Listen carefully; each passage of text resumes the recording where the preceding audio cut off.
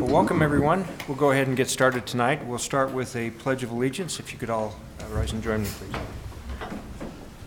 I pledge allegiance to the flag of the United States of America and to the republic for which it stands, one nation, under God, indivisible, with liberty and justice for all. Thank you.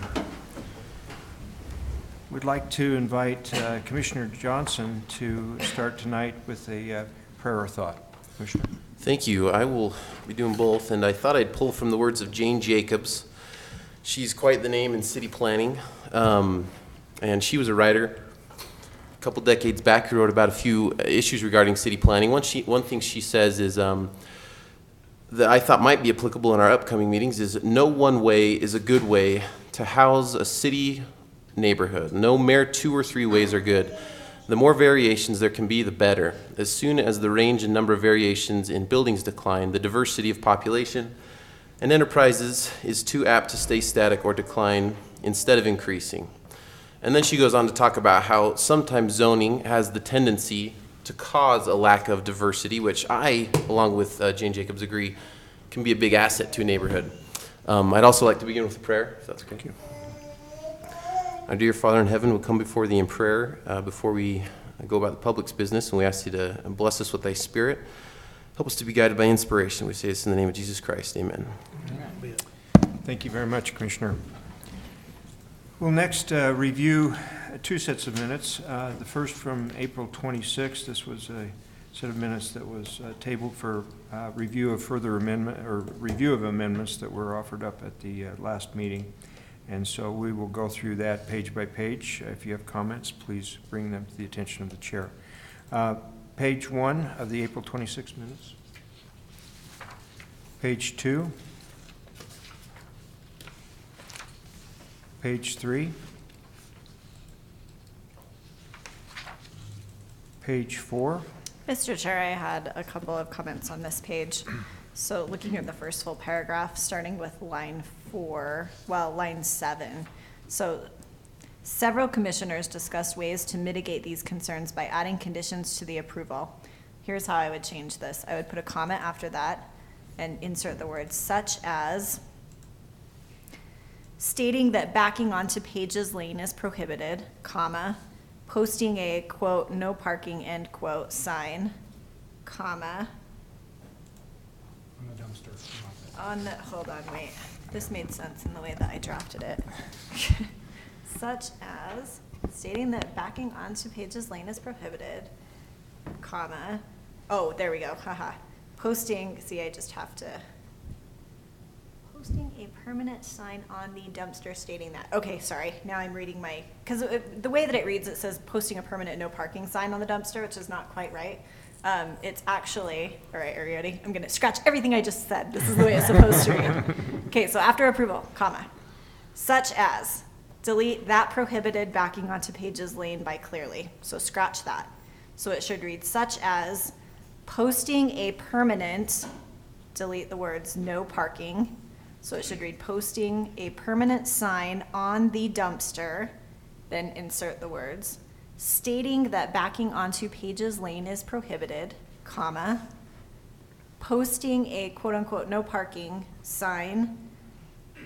So you've inserted that there. Take out the word and then you'll continue on with on the northernmost parking space, take out the comma, prohibiting parking on days or times when garbage pickup is scheduled, comma, and take out the word by, and then pick back up, requiring with the rest of that sentence. So it should read in total, several commissioners discussed ways to mitigate these concerns by adding conditions to the approval, comma, such as posting a permanent sign on the dumpster stating that backing onto Pages Lane is prohibited, comma, posting a no parking sign on the northernmost parking space, prohibiting parking on days or times when garbage pickup is scheduled, comma, and requiring the applicant and applicable HOA to schedule garbage pickup during off-peak walking traffic times. Did you get all that? Okay. And then I would also add a comma after him on line 13.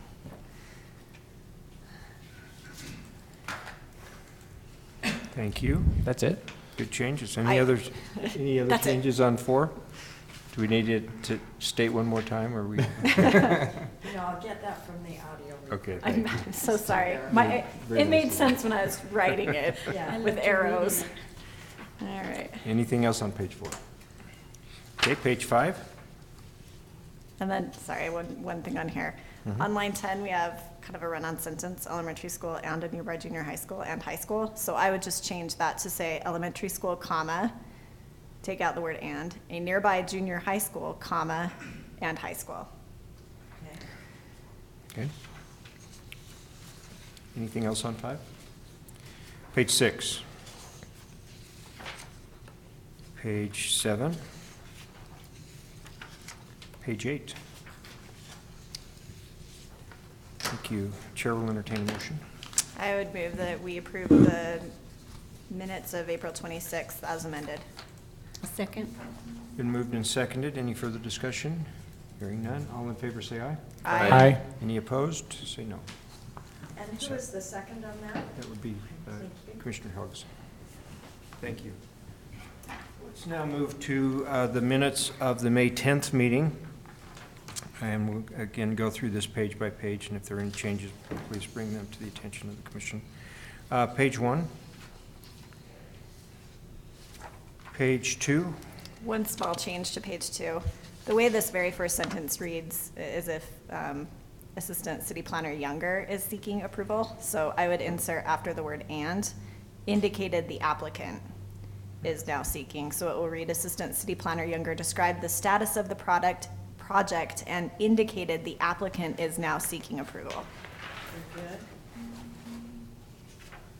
I thought it was you, Cassie, that Yeah, wanted she to. was lobbying hard for them. You're pretty strong on this one. Okay. Any other changes on page 2? Page 3? Page 4? I have one on page 4. Line 7, it's Bill Wright is the gentleman's name. Thank you. Is that your only change? That's it. Okay. Yeah. And I had two minor comments. Go ahead. Because of course it's apparently my day to comment. It is. Line 18, instead of the word had, I would use has in the present tense. And then on line 31, I would put a comma after developer. Oh, sorry, I have one more thing. Sorry? I guess it'd be line 35. I would put Trish Evans in her own paragraph, just like we've done with all the other people, even though she's related to Dee, and they kind of spoke back to back. She's her own person, and I think she deserves her own paragraph. Agree. Very good. You took the words right out of my mouth. Any other comments on page 4? Page 5? Okay, I have a couple on page 5. Yeah, I do too. Bear with me. On line 10, I would change nor to or. Starting on line 19, I'm just going to read the way that I've put this in. Commissioner Wright asked staff if property owners, insert the word who, have sustained damages, take out the comma, can insert the word recover their costs, take out the rest and hit a period. Okay. Then, moving on to the next page, or on to line 21, I would put a period after error, take out the word or, and capitalize once. And then I would insert the words, the system is, before installed, just to make that a slightly less run-on sentence. And then at the end of that line, I would take out the word it, which is a little ambiguous, and replace it with their available recourse. So that Their available recourse. So that whole section then is going to read, Commissioner Wright asks staff if property owners who have sustained damages can recover their costs. Mr. Snyder said if the city approves the system, they could register a claim with the city if it seems that approval was in error, period. Once the system is installed and accepted by the city, comma, their available recourse would be a claim with the private entity that is now Oakwood Homes. Good. Then on line 25, feed, I would add an S to say feeds. The Let's see, pipe, I missed that one, line 25. yep, line, so it should read the needed pipe size that feeds with an S. Very good. Then on line 26, I would put a comma after the word job. And I would change the word splitting to split. So that sentence would read, "It was a $300,000 job, comma, and the developer and the city split the cost." Very good. Just referring back to your earlier comments on Commissioner Wright's and Mr. Snyder's explanation, are you okay with the changes that she Yeah, suggested? I was actually very, Okay. yep, very similar. good. Okay, anything else on page 5?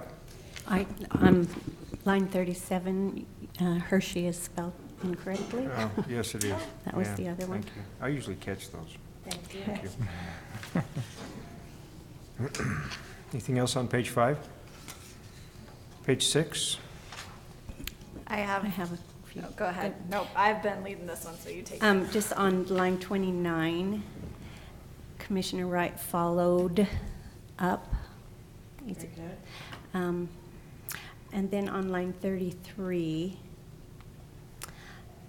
where it says Commissioner Helgeson has expressed a concern of the property owner, I would stop at concern that the property owner, and then say, would not likely be able to develop the property without the change because it would be financially cost prohibitive, is basically what I was hoping to say. So would you give us that again, just so we make sure we get that comment in? Okay, so Commissioner Helgeson expressed the concern that the property, and then strike the rest of that sentence, saying that the property owner would not likely be able to develop the property without the change because it would be cost prohibitive. As agricultural low, you could add. Okay, And then, that's next page. is that it on page 6? Any other So- That's on comments? 6, yeah. I would make one recommendation on line 26 and 27. That reads a little like a run-on sentence to me. So I would say Commissioner Hurst agreed, period. Then insert, she said she would like to see more detail on the proposed road configurations. And I would take out said she is and just replace it with was inclined to table, and then take out it and put the request. So that would read, Commissioner Hurst agreed, period. She said she would like to see the more detail on the proposed road configurations and was inclined to table the request. Okay. And since Commissioner Hurst is not here, I think she'll get stuck with that Yeah, she change. didn't get stuck with it. Any other changes on page 6? Page 7. Okay, sorry. It's okay. I have a couple on this one. Okay, good. Yeah, I do too. So on page, or on line 1, talking about Commissioner Hayman, said she sympathizes with Mr. Higley. I would insert a comma. Then on lines 3 and 4, the sentence, yet she says if she were a property owner and she had flooding, she would be furious. That is actually exactly what I said. But I would delete that and replace it with the following. While she was sympathetic to the concerns neighbors expressed regarding drainage issues, comma, Commissioner Hayman indicated that she would not be inclined to deny the requested rezone on that basis in light of evidence presented that the city engineer and Woods Park would be able to effectively resolve those drainage issues. Nevertheless, comma, Commissioner Hayman stated that she was inclined to deny the request on the basis that the requested rezone would create an island parcel, which could negatively impact the Evanses' property to the west. And Luann, I have that typed out, so I'll just give it to you afterwards. Well, that's exactly what you said. I don't know how it got in here like this. Well, I did say furious, but I also had added a lot more after that, so I think that it only captured part of what I said, and the important part to me there was I recognized that there were drainage problems, but that, in my view, was not the reason that I voted to not pass on the rezone. My concern was the island parcel, and I didn't believe that it adequately captured that. And you also did a great job making that sound much more lawyery. Yeah. I Yes! was gonna say, Gives you a little bit more chance to refine it. No, that's fine, thank you. On line 6, just to be consistent with the verbs, Chair Hershey said, or perhaps we could even say Chair Hershey reminded the commission that there is a motion to deny pending before the commission, and since it's a legislative decision, then go on. Okay, we're changing says to reminding Chair Hershey reminded the commission that there is a motion to deny pending before the commission. And since this is a legislative decision, the commission needs to articulate the reasons for action. Any other changes on page 7? Just on line 28, Chair Hershey asked to add to the second agenda item for the next meeting. Because what you asked to be added was added to what is on the second agenda item. I think that it would need something else after it.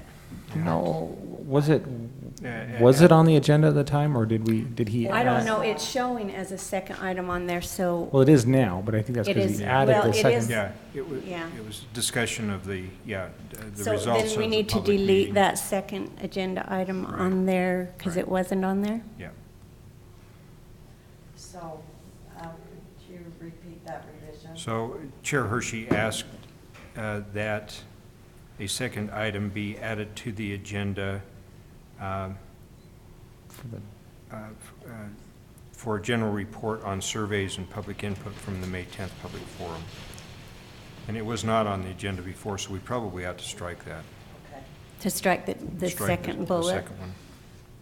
Second bullet, So we're striking line 25. right. And putting it in that comment. Thank you, Commissioner. You're right on that. Okay, anything else on page 7? Page 8. Thank you for your comments. Chair will entertain a motion. Since I was the squeaky wheel, I will move to approve the minutes as amended. Second. Been moved and seconded. Any further discussion? All in favor say aye. Aye. Any opposed? Thank you.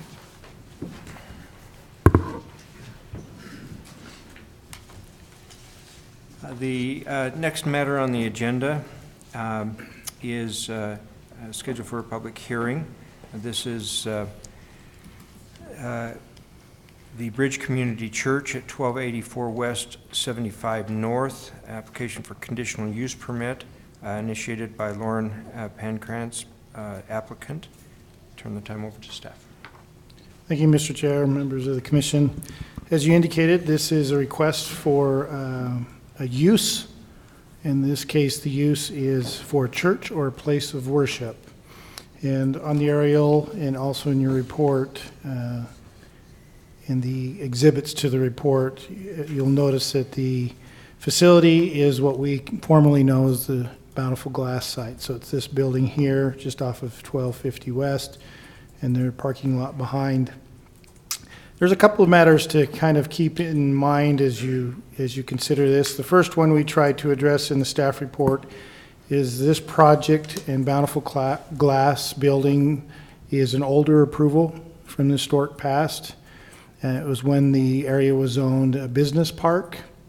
And so we may have some current ordinance anomalies that would be looked at a little bit different with regards to landscaping or the parking for that other particular use and so forth. And we did not do a full analysis on what that would be.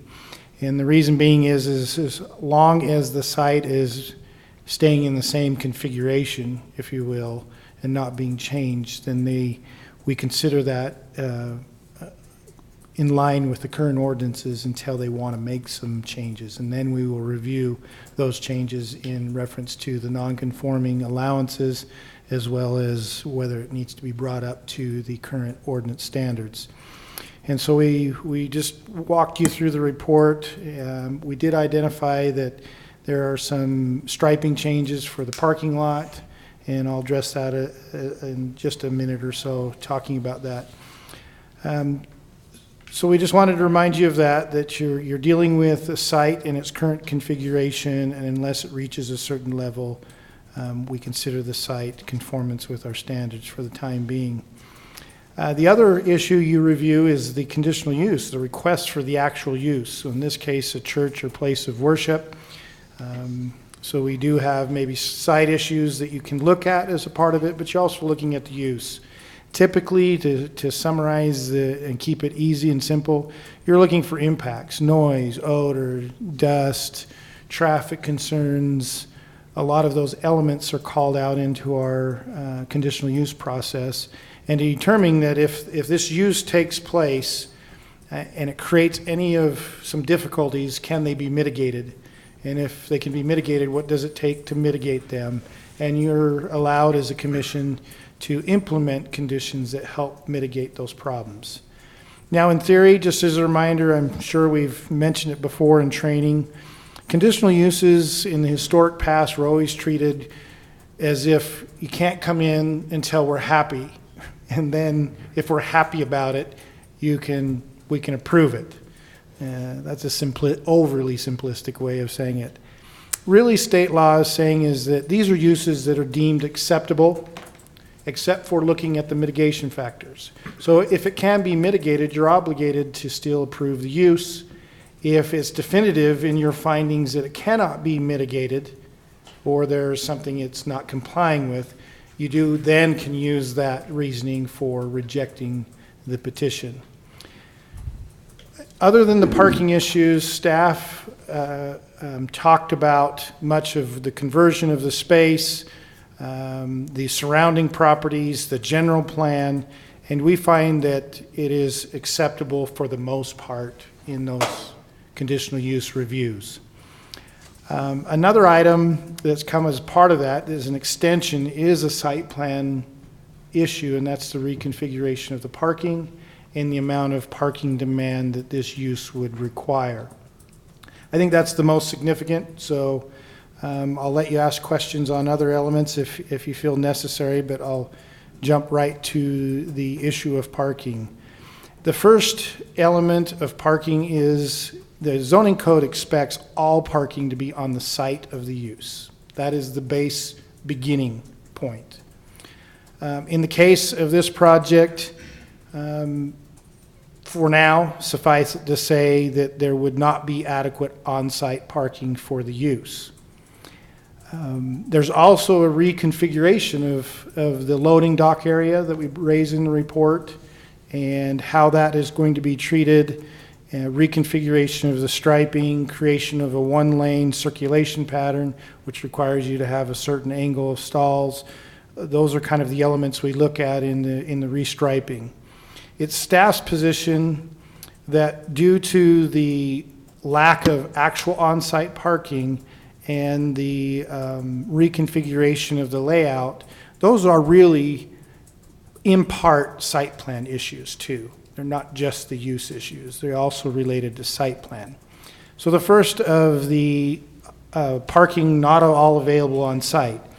The Centerville codes do allow an option if you don't have parking available on your site, or if there is a better way of handling the parking.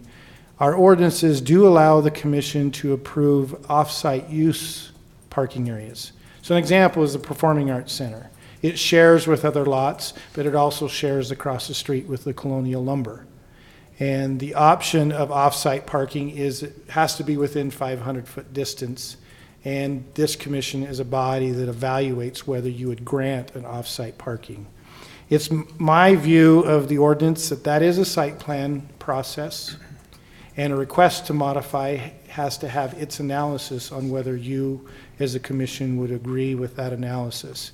And so I call out into the report the idea that the applicant takes some time to go through that criteria for off-site parking and come back to the commission and request using that analysis and seeing if the commission, looking at the merits of that request, would grant the off-site parking request to them.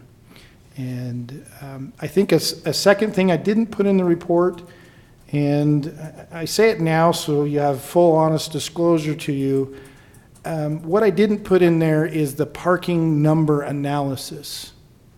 If you read the applicant's proposal, they address the analysis and calculated it at 69 parking stalls, which it would be obviously 29 on site, and the remaining would be off site. I'm not sure that that's the language, because we have a fixed seating versus a general assembly. We have a hybrid here where we have movable chairs in general assembly. And so the analysis that hasn't been performed is, I think it would be not in line with the ordinance to double count a fixed seating in the gross area of an assembly. You're supposed to have fixed seating, and you calculate it for every 20 inches of bench, and you have one stall for every 20 inches of bench. Then you have areas where they're like multi-purpose rooms, and they're also general assembly, and they don't have the fixed seating. And that's when you use the gross floor area of that general assembly to calculate the additional parking demand. I think it's the potential that you see in the application that we might be double counting some of the space. And so staff did not go through and analyze that because we felt the off-site parking, the reconfiguration of the stalls is really a site plan matter. And so we didn't try to resolve the actual required number of stalls. But suffice it to say, 29 is probably not enough, regardless of the calculation. So we're likely still to go through the off-site parking analysis. So with that, we tried to at least allow the commission to focus on the elements of the conditional use permit and the other items other than parking. Then staff, after you've had that debate, recommends in our staff report that you table, and if you find other elements that you want to address, that's okay too. But from staff's perspective, you would table this item to go back and analyze the off-site parking request, the actual number of required stalls, the configuration of the striping through the site plan amendment process. Then if that analysis works in favor for the applicant, you can come back to the conditional use permit and finalize whether you would approve the use permit for the project. So at this time, we're recommending tabling. Thank you, Corey. Questions for staff? So Corey, just to be clear, the 69 parking stalls that's listed in the staff report, is that the hybrid calculation? Or is Yeah, that I think that's I haven't had time to work with the applicant to see how they came to use that calculation, but when I read the ordinance, there's a fixed seating and there's a general assembly. They have this movable seating, and I think we need to take time and say, is the movable seating really a fixed seating calculation, or is it just simply 100 per 100 square feet of assembly area and calculate the number against that? So what is it again on the general assembly? If it's all general assembly, it's I think it's 1 per 100 square feet. I don't remember what the, Per 100 square feet? 1 per 100. yeah. And then the fixed seating is? So that'd be 1 more per like 30, 40 stalls instead of the 69. Okay. And then the other way is 1 per 6 20-inch. Yeah, fixed seating, Yeah. and if you're like a bench seating, 20 inches is one seat. Uh-huh. And if it's a seat, it's 1 seat? Yeah, and so you have, for every 6 of those 20-inch seats, you get you have to have one parking stall. And if it's set up chairs, it's one. Yeah, I'm a That's little, just- okay, that's yeah, close I'm a enough. little bit, I'm not sure when you have movable chairs, whether that's fixed seating. I think it's a kind of an analysis we'd have to, But let's pretend for a minute it's like a theater where there are fixed seats. That's one, wait a minute, I'm getting myself confused now. No, 6 seats. Non-bench. yeah, non-bench, every 6 seats is one parking Okay, stall. got it. Otherwise, a bench is 20 inches is 1 seat. Yeah. So Corey, my question to you is that even with them securing the off-street parking with written agreements with neighbors and stuff, you still feel like it needs to be tabled? Yeah, because you have to make the findings of the off-site parking. And there's not enough information yet in the application to make those findings that you'll approve an off-site parking. Because the automatic start it has to all be on site. And then you have to make findings on why you allow it to be off-site. And criteria 5 is in particular something that has not been provided in the application. Corey, on this map, I mean, I've read the parking agreements that they've obtained from neighboring businesses, but can you just point out to me on the map where those would be? The applicant can better. One thing I did mention in the staff report is The site next door is the largest site for the number of parking. I think it was 30 stalls. That's their first letter too, Yeah. or not us. And I think they went across to some of these businesses across the street and secured some lesser numbers. But I know that the petitioner applicant, Mr. Pancrax, is planning to give you some additional information he's gathered as part of his presentation. Okay. But still, to me, I recognize that there might be an opportunity for off-site parking here, particularly if you have a substantial amount right next door. But I still think the commission needs to use the analysis to ensure that you've met the CUP expectation before you approve the conditional use part. I'm still a little bit confused as to what was missing in the application. Is it information on the use of the building that's missing so we can do the parking analysis? Or No, is it's the justification for off-site. Okay, so, but doesn't that go back to the use of the building as far as justification for offsite? It can, but if you read the off-site parking analysis, there's 5 criterion, and number 5 has subcategories to it.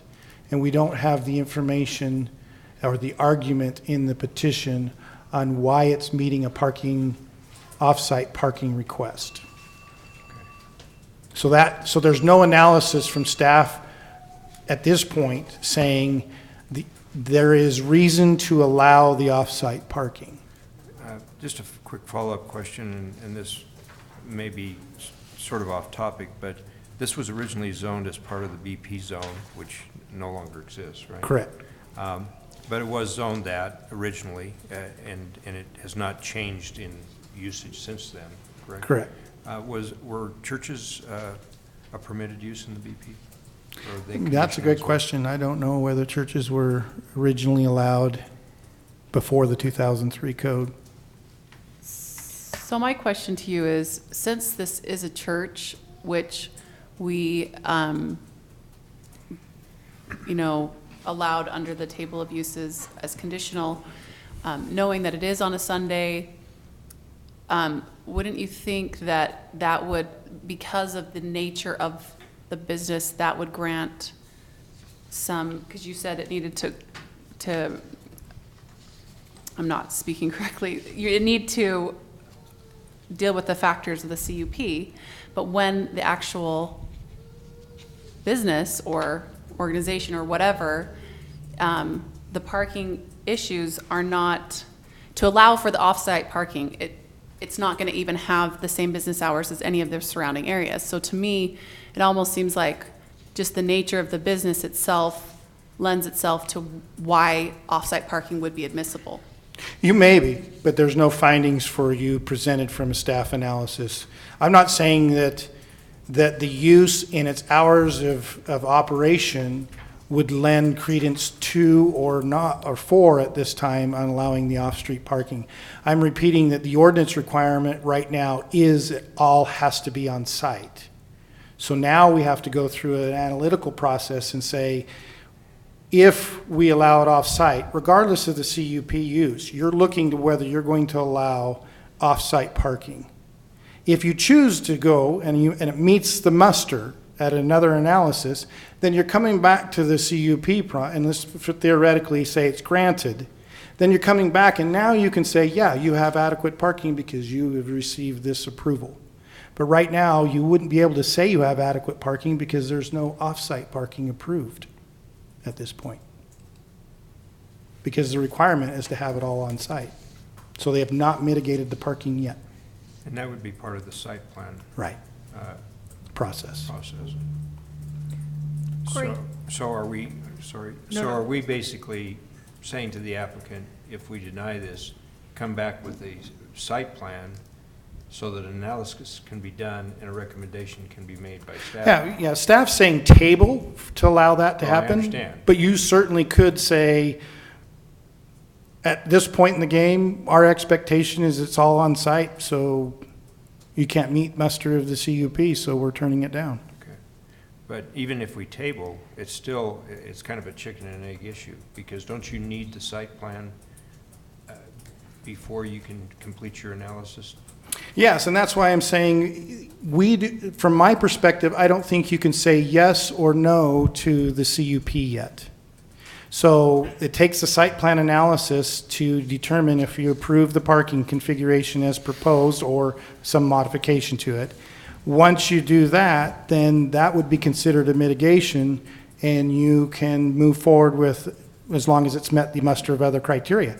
But let's say that the parking analysis comes back and you say, the way this is going to work, it's going to create, now we're not going to approve off-site parking. Now that finding becomes the reason of a denial. Because you can't deny something, that's why I repeated it. To deny something, you're obligated to approve something so long as they can mitigate it. If it comes back that their mitigation is off-site parking and it doesn't meet muster for off-site parking, then they did not only did they not meet the code for the modification, they're not meeting the CUP for the expectation of parking, and then it becomes a finding of turning down a use approval, which is not my goal, unless we find that it's not going to work. Other questions for the staff? So I think I'm following you, Corey, but I have a question that maybe is down the road then, at least based on your recommendation. But I did notice on these letters that they've secured from neighboring properties that everyone indicates that, that essentially that they can terminate the agreement on 30 days notice. Does that cause you any concern from the standpoint of securing alternative parking? Meaning, I mean, what if we approved this and they got all these letters, right? And then 30 days from now, they all just go and terminate them all, right? Right. Which every one of these owners would be, not that I'm saying they would. No. But I mean, thinking in hypotheticals that they could, what would the recourse be then at that point? That's part of the analysis of the parking. Once we establish what is going to be approved for the parking, staff would likely come back with a recommendation to be included in the CUP, that if parking is, we know we have, like, say, 4 off-site parking. If we would have to come to you with a recommendation to say, here's the minimum parking requirement, here's where it looks like they're over. If the termination amounts to make it less than the required parking, then there would be the issue of whether the CUP would then be terminated. Okay. So, and just so you know, the ordinance also requires the agreements that are in here do not satisfy the ordinance. They're required to provide a recorded agreement, so it has to be recorded against the property or an easement for that shared parking. So it's going to be a bigger deal than just saying, yeah, I'm okay. They're going to have to sign an agreement and record it against the property.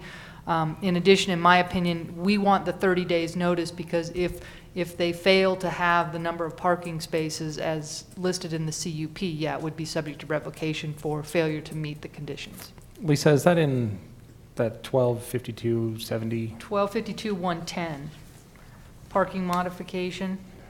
Ongoing shared use of the parking lot is assured by a recorded agreement or easement approved by the city, and then it says which requires, and it has a number of requirements for that kind of agreement. Which is very important, because these are problematic. We have some where they were a little less rigid, and now places are underparked, and we have to do some enforcement of making sure that they either get that parking back or alternative parking. I mean, a good example of the dispute ongoing in the city is the Pitt Dental with the old Pioneer outdoor nursery garden, where it was underparked, and so they provided parking onto the other lot. But if you notice, that property's up for sale, and the garden's gone, and now we're going to be back to the previous problem of not enough parking. And we also have a shared parking agreement here on Main Street, where the employees have to park across the street, which they're saying isn't, is problematic. But we also have a shared parking agreement for our theater with the bank. So it can be approved, but it needs to be more significant approval for that purpose. Thank you. So I have a question about that then. So in the, just perusing the zoning code, which is thrilling, by the way. But so easy, right? Yes, it is very, very easy. Thank you, Lisa. That's really good.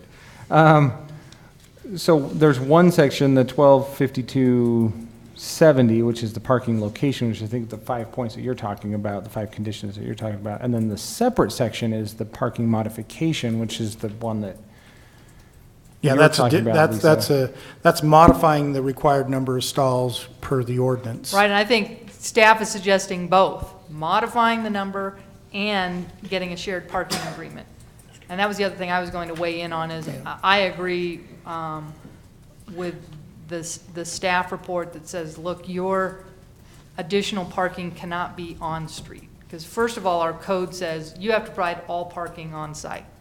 If you don't, you could ask your neighbor as long as we give you that. So I think it's a good suggestion that you either grant a parking modification to reduce that. Like if they're saying there's 3 stalls on the street, they'd need a parking modification. We would not count on-street parking. So that's what I'm trying to, that's where I'm trying to go with this, just to make sure that we're clear on this one, as that we've got the on-site requirement, which is established whatever elsewhere, and then the parking modification section, the 110, says, okay, we're requiring whatever 69 stalls or something like that, but we're not going to get there, so we're going to modify that down to the existing 29 that you have, but at the same time, we're also going to require you to do off-site parking. No, it would probably be, we'll reduce that to 59, but we are going to allow you to have 30 of those off-site. Is the way I see that occurring. Yeah, So and- you're still requiring 59, and that's what Corey's saying, you have to have that in the staff report. You're still required to have 59 parking stalls, or whatever the calculation comes out to. Right. Let's say that, right now, they're required to have 69. You could reduce that to a certain amount, but that amount, in my opinion, includes the shared parking. Right. And I know the applicant is going to be helpful to issue, particularly on this off-street or on-street parking. He's prepared to address that matter with you further. But I knew this would be a bit confusing. I didn't intend it to, so I thought verbally explaining it was better than trying to write a long, lengthy dissertation in the report. But, you know, my view is that there may be potential to satisfy the parking under either the modification or the off-site standard, but allow that separate review to take place. And if that does happen, then we can come back to the CUP and tie conditions approval to that.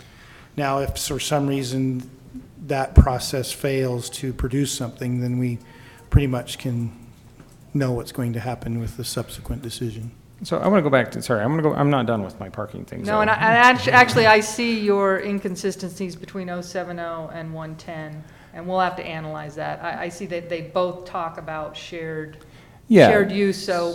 So that's where I was, exactly, Yeah. that's where I was going, is that you read that 70, and It especially doesn't talk about, B2 allows for offsite, well, B allows for offsite parking, assuming you meet these things. So what I wanted to make sure is that we're not putting undue requirements on the applicant here by modifying and then making them comply by the offsite stuff, when maybe 70 could do it by itself or something, you know? yeah, I mean, just off the top of my head, though, off-site sounds like it's a different parking lot, whereas 110 talks about a shared parking, which Right. sounds like this is more of a shared parking arrangement. Well, this So would in that case- be off-site because they're not sharing. Well, At the and, same time. It would But be 70 off-site, but shared off-site. And I think this one is saying, yeah, if you want to, like downtown Salt Lake, if you have a big building, oftentimes they'll have an off-site parking lot just for that. And that may be what this 170, but. well, 70, it talks about off-site parking. It doesn't necessarily talk about shared parking. It just says off-site parking. And it gives the requirements for off-site parking, including, you know, you got to keep your disabled parking on-site, which makes sense. It's got to be located within a more intensive or within the same zone. Off-site parking needs to be within 500 feet of a legal walking distance.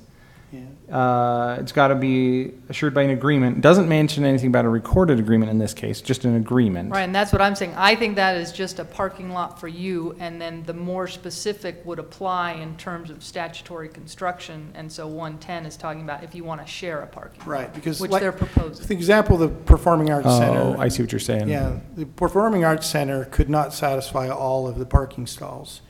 So then we had to do a parking modification and an off-site approval because we had to analyze when Colonial Lumber is using their parking versus the Performing Arts Center using their parking. I see what you're saying, Lisa. So you're saying that, for example, to the east, if instead of putting in storage units over there to the east, they were going to build a lot that was dedicated to this building, that's the off-site parking that's not necessarily shared. Exactly, and in statutory construction, you have to try and give each section its meaning, and the more specific applies. So in my opinion, that's a typical, well, that would be a standard off-site, but if you're going to share, it's still off-site in general terms, but it's a shared off-site parking arrangement where 110 would apply. Right. Okay, that's fine. Like I said, I'm just trying to make sure that we're not putting any undue requirements on anybody here, and so. No, that's a good point. Yeah, thanks. Great. Thank you. Any other comment or questions for staff? Let's then turn the time over to the applicant. Ask the applicant to come forward at this time if you'd like to make a presentation and perhaps answer some of the questions that have been raised by the staff report and the commissioners. And please state your name for the record. My name is Lauren Pankratz, pastor of the Bridge community. Thanks for having us tonight. I wanted to pass out, just after reading the staff report, I put down a few thoughts that I could pass out to the rest of you. I think, Kevin, I think I was reading the ordinance as you read it. I think that's how I think a typical read would go, and so I tried to fulfill all the requirements that would be needed for that off-site parking. I would mention a few things, I suppose, in my reading of the staff report. Some things that I wanted to highlight. Do you guys all have a copy there in front of you, or most of you anyway? The first one is that the staff report is correct that there was originally the site plan has a loading zone. So I think my original application included 29 seats or 29 parking stalls, and 5 of those are in what is now zoned as a loading zone. And just if it would make anything easier, I'm completely fine just not converting those stalls at all. I mean, I can. In fact, if you guys would be so inclined, we could revert to the figure 3, which is the original site plan from 1997 with 21 spaces. I'd be fine just going back to that if that would make things easier in terms of the on-site parking. I think my plan had 29. We would eventually come before you and try to convert those loading zones to parking, but I know that can be a little lengthy process going through the site plan amendment, and I don't really want to do that now. But I think that on the basis of our other parking that we have, that 21 would be sufficient for us in that particular parking lot. If we nix just the ones in the loading zone though, and the rest of the parking looks okay, then that would be 24 spots. Just to address that issue that was there. Do you have any questions for me on that particular one? The next bit was may not be applicable or may not matter much. The staff report mentioned that on the parking aisle width that I have on figure 1, which is also on the original site plan or the original parking, that I had a one-way drive with 15-foot turnaround or 15-foot aisle width, and he mentioned, and the staff report mentioned that on the Centerville parking space and aisle dimension standards, a 15-foot is correlated with a 60-degree parking rather than the 45-degree parking that I have there. And when you look at the table, however, 45-degree lots only need 13 feet instead of 15, and so I was confused as to why adding additional 2 feet for the one-way drive would be a problem. If you guys are concerned about that and want 13-foot aisles, I'm fine with that, but we had a couple extra feet in the width there, so that's figure 2 in your packet. I have the parking space and aisle dimension standards. If I'm reading that wrong, staff, you can correct me on that, but I don't see a reason why a 45-degree angle couldn't have 15 feet, but I don't know. I took that 13-foot as a minimum, not a maximum, which is why I put 15-foot aisleway there. It's probably not a big deal, but that was in there, so I thought It's just related to stall depth. Yeah, but 15-foot, adding 2 feet wouldn't be a problem, right? It depends on your stall depth. So the stall depth would be just whatever the 45-degree Right.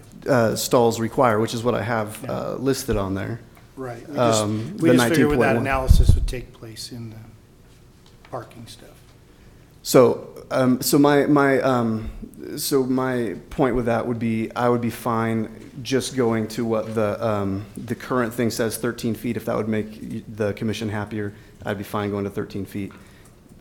15 is what I have on there, so I could easily shrink it 2 feet. That's not a problem. But that's another, that may not be applicable depending on what you think about the parking, our off-site parking anyway.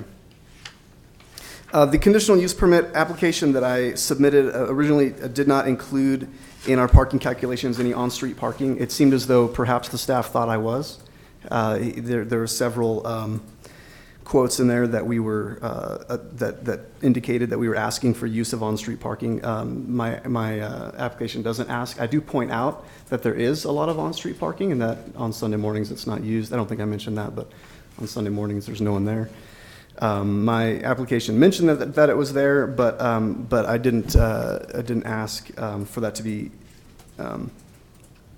put into our parking calculations, and I stated that we had secured up to that point 75 off-street parking spots for our congregants. That number has increased, and I want to talk to you about that in a minute here. But just as a clarification from my point of view, at this point I don't need to ask for the on-street parking. Any questions on that?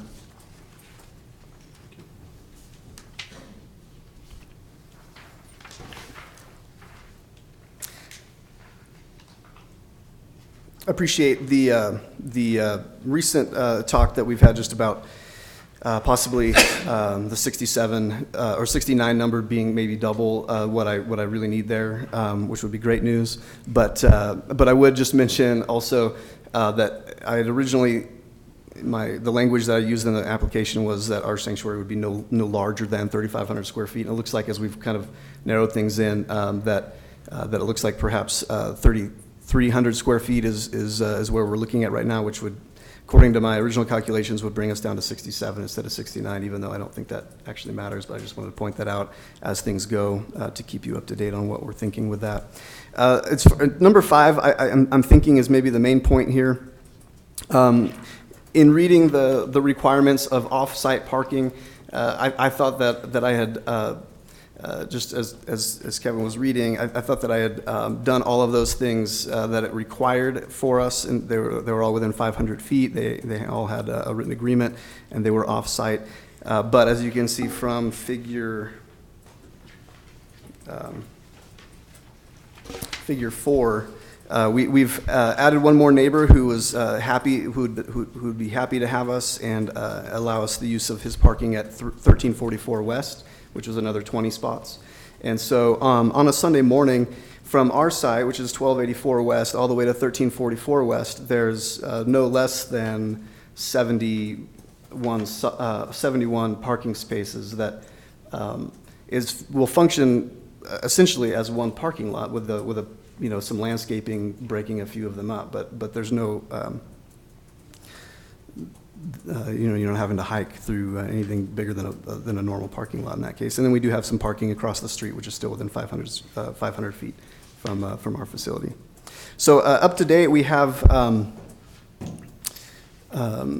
either 86 spots if we go back to the 97 calculations, or we have 86 if we 86 if we go back to the 1997 site plan, and if we just nix the spots from the loading zone, we would have 90 parking spots that would be available when we use it, which is off hours from when anyone else is at work there.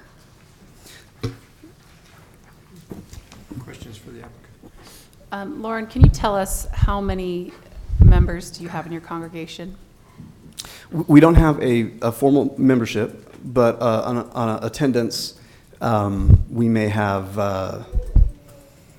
Maybe member or 200, like average attendance? 200 yeah. people that Okay. that'll attend on a Sunday morning. Okay. Other questions from the applicant? Okay, thank you very much. This matter's been scheduled as a public hearing. We would invite any members from the public who are here to speak on this matter to come forward at this time to a mic on either side, and please introduce yourself for the record.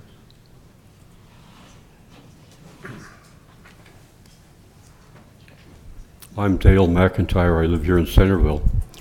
I was looking through the material that was submitted by the applicant, and I had one thing that just kind of didn't sit right with me.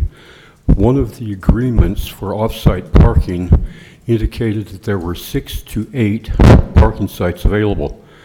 And that leaves me wondering, is that 6, is that 7, or is that 8? And does the ambiguity leave that agreement null and void?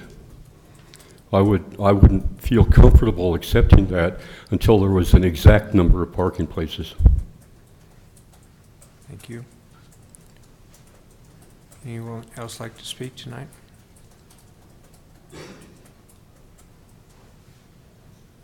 We should mention that our church meets in, we have 2 services, and so we don't have 200 at one time. I just thought I'd mention. So there's a 9:15 service and then an 11 o'clock service. So, yeah. Is it about half and half there, or? Yeah. Our second service is a little fuller than first, but pretty well split. And I don't know if you want a response from the previous comment or not. Sure, please. And if so, would any of you be able to restate the concern? The concern from Mr. McIntyre? Yeah. Mr. Yes. McIntyre pointed out that one of the parking agreements that was attached to the application said between 6 and 8 parking stalls. He was concerned that it was not definite enough. Yeah, in my parking calculations, I took the lower number. And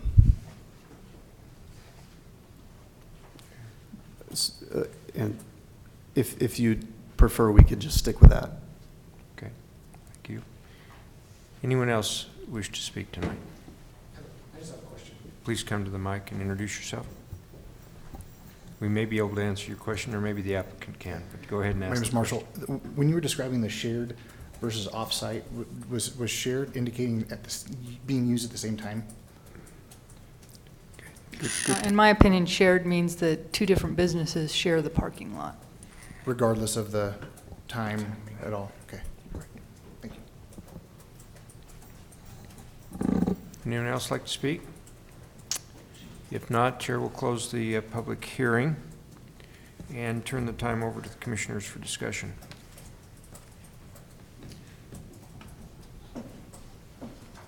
I would like to hear Corey's response to the suggestion, well, one with regard to this 13 versus 15-foot issue that the applicant has raised, and also with regard to reverting to the 1997 parking configuration.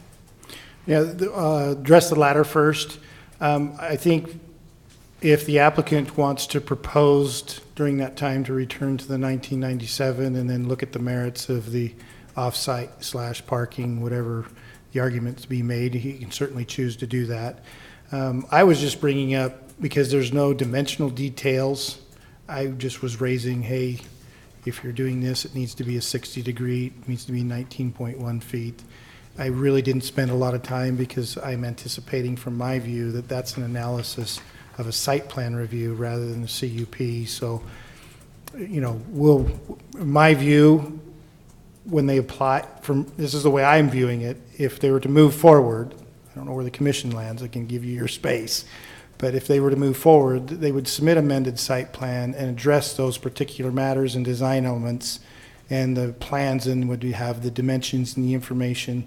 Our development review committee would look at any shortcomings as part of our initial review, have those corrections made prior to publication of a report. So we would address all of the fine-tuned details of that layout. I was just mentioning it as, hey, be aware of this.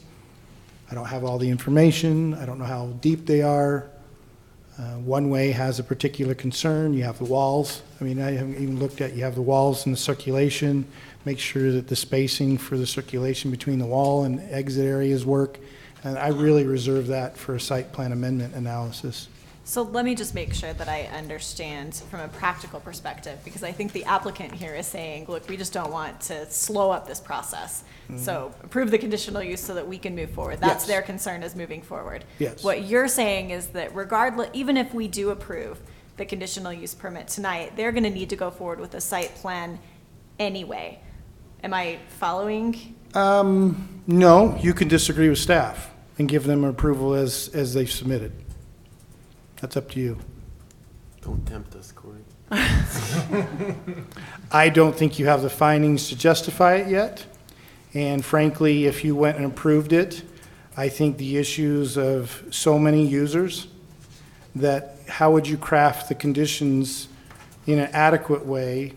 Not saying that we have the key, but we sit down and take some time and say, okay, how many parking stalls do they really have? What would be a trigger point that if some people back out of this agreement?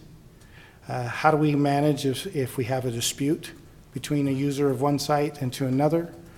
And so when you make a finding of the CUP, you have to make a finding of the suitability and its impact on surrounding neighbors.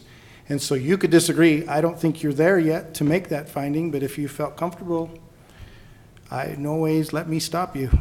So Corey, you're saying that with his 19.19 feet, 9 foot, 15 feet, 32 feet, that wasn't enough to know how big and long and deep That's they not are? dimensioned out. If you look at in this, we have a 45 degree and 32 feet. I don't have scales and dimensions verifying it. It's the same with the issue of the on-street. He's saying, I'm not calculating the on-street, but if you approved it with this background with these dark slots would be part of their approval.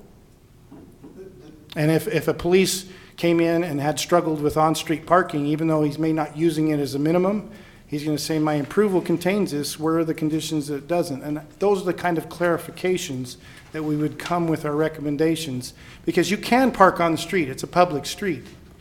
But if this is being generated as a required parking, and that hasn't been established yet, because I haven't got all of that analysis, so I could set all of those conditions to solve all of those potential disputes.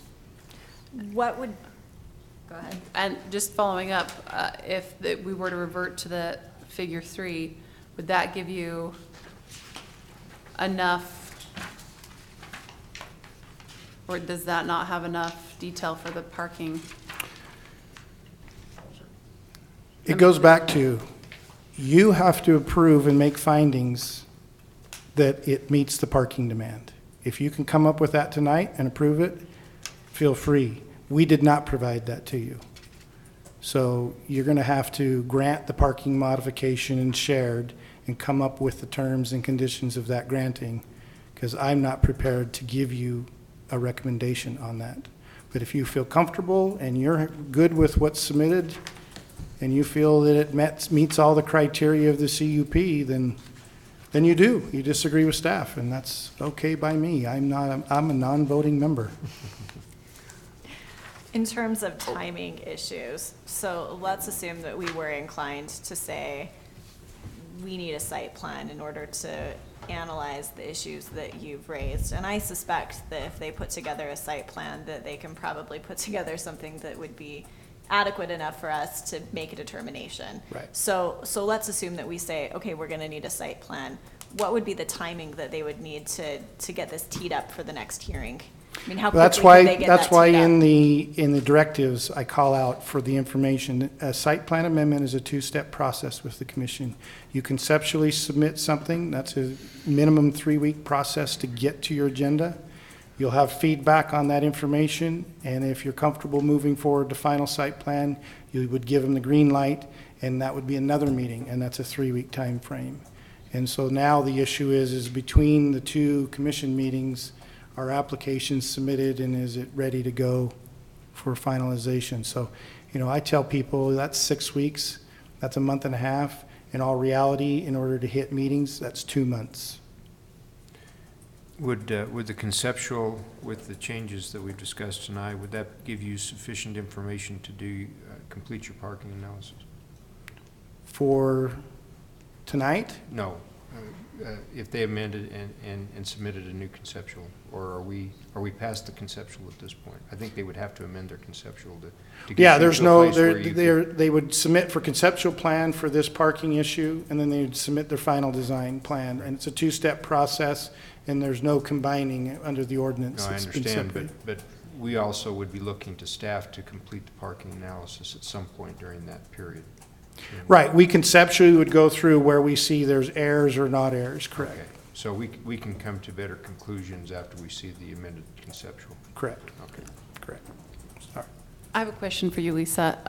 Can you just expound upon what was asked in the public hearing, which is a question that I was going to ask you later about that term and defining shared parking? Does it spell it out in our ordinance that it says it's just shared because two people use it, or does it actually say regardless of time or anything like that? I'm just reading the provisions, and I'd be happy to weigh in with Corey, analyzing the 070 and 110. But again, my opinion is that 070 is just talking about, because if you read it, it says, look, you have to provide all your parking on site, and here's how much parking. If you can't provide it all on site, you can provide it on a lot next door that's just a parking lot for your building. Okay, that's off-site. But then if you read 110, it's talking about if you're going to share the use of the parking lot. That is the term that's used, shared use of the parking lot. So in my opinion, all of the proposed parking meets those uses, that language in the ordinance. It says, are you sharing the use of the parking lot? Yes.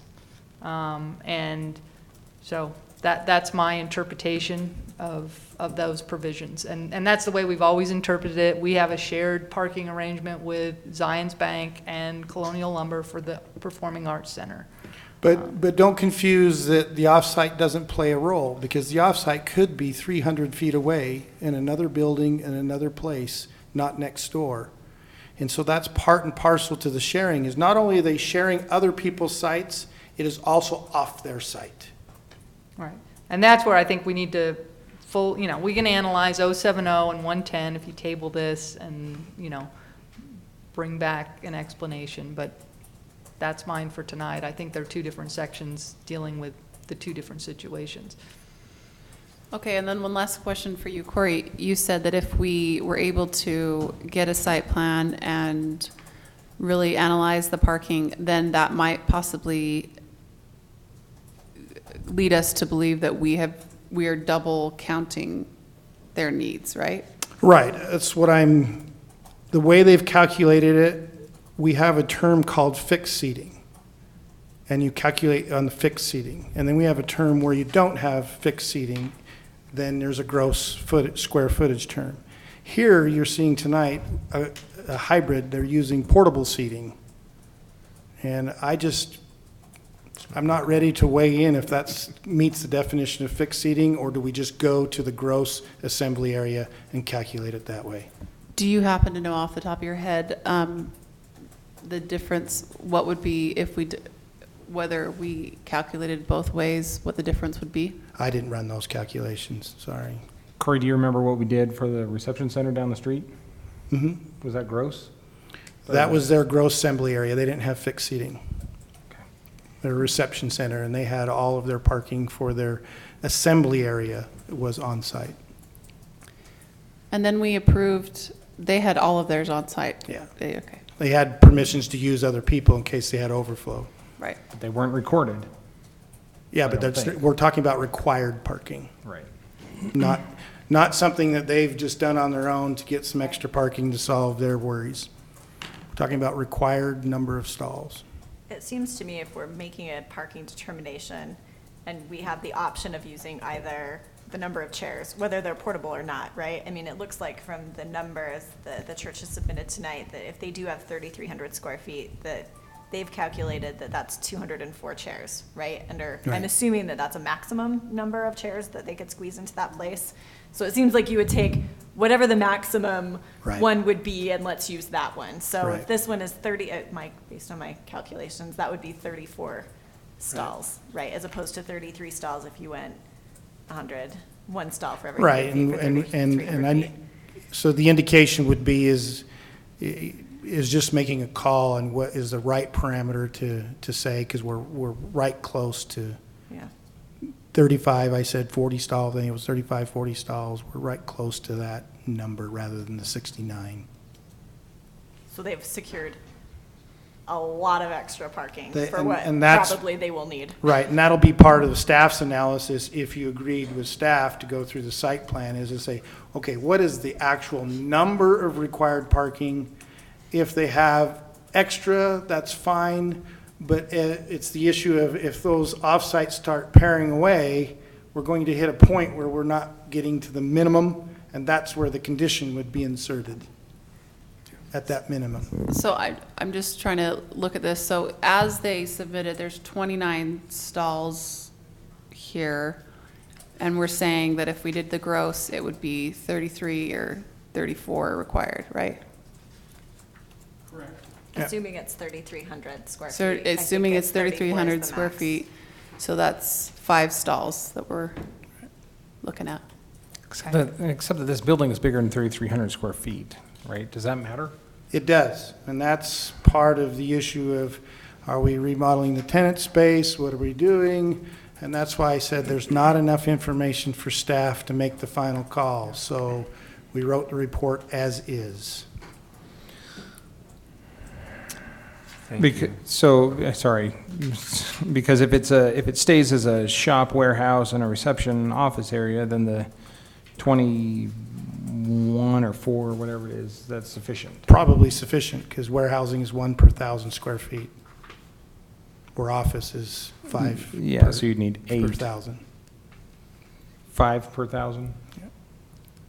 So 8 plus, I can't do math all of a sudden, but yeah, okay.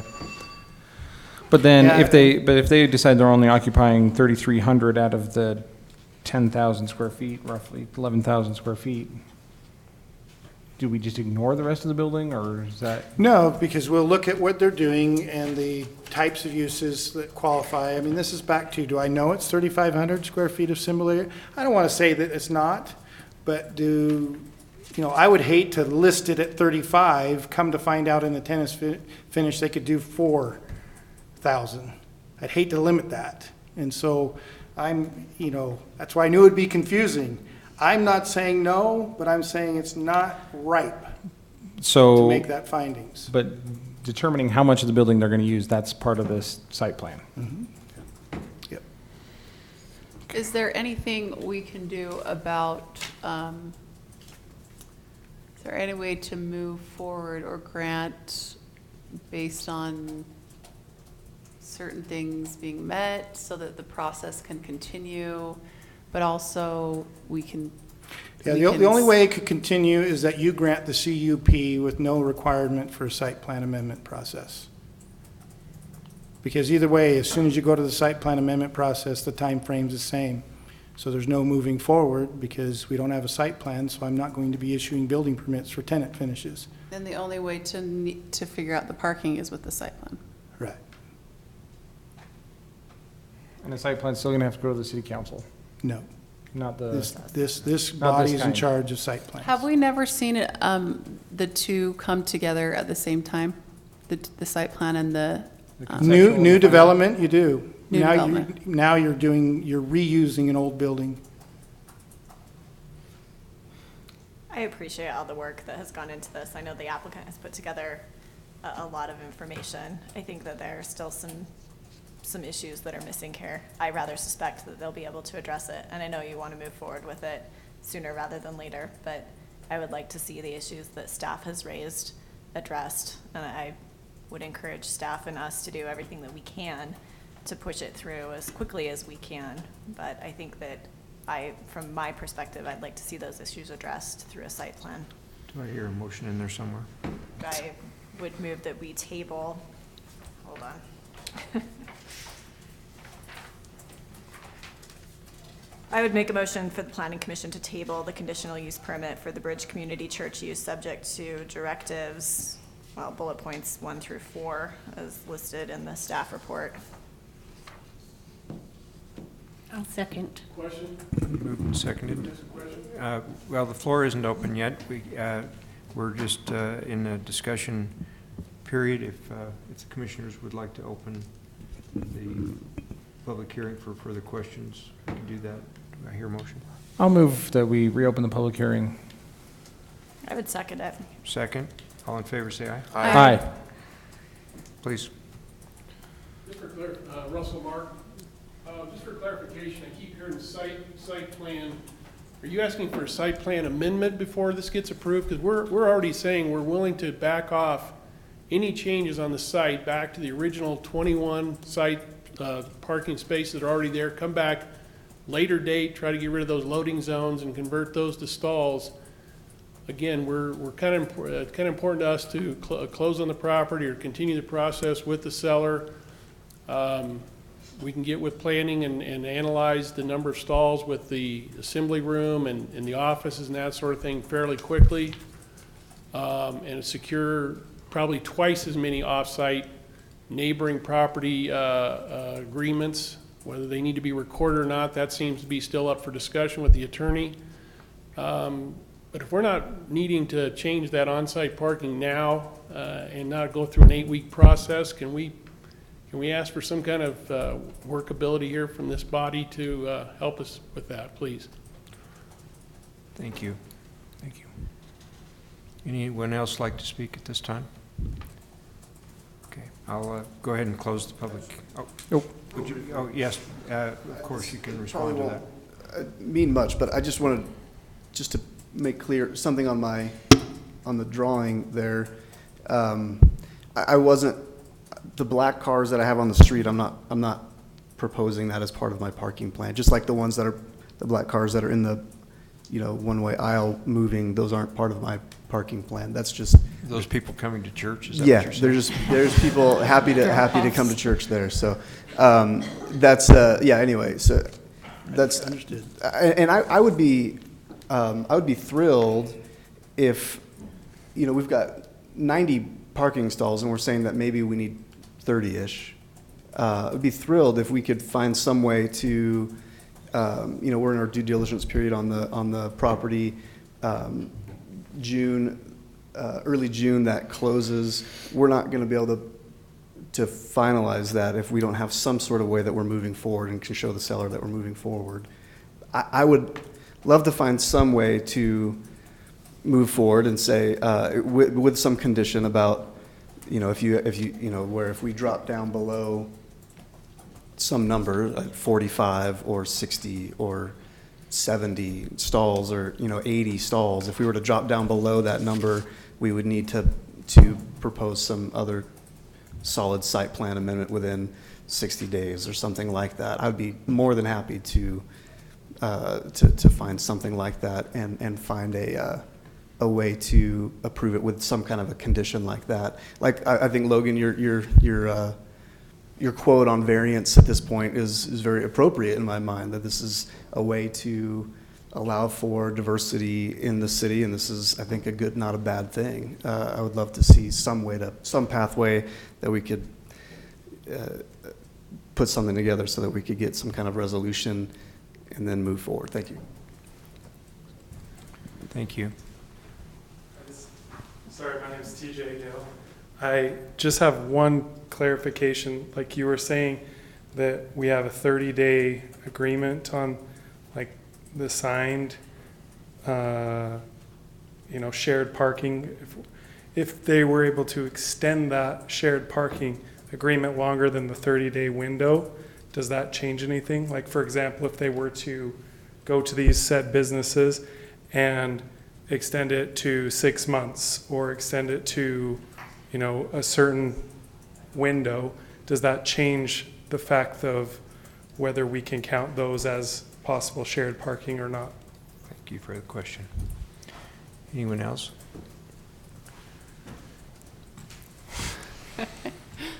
I just mentioned one last time that the reason the 30-day thing was in there is just because I took that off the zoning code or whatever it said. I just specified what it mandated. That's why it was there, but not for any other reason other than that. Understand. Thank you. I'll go ahead and reclose the reopened public hearing. Thank you for your comments. A couple of questions were asked that we could probably respond to.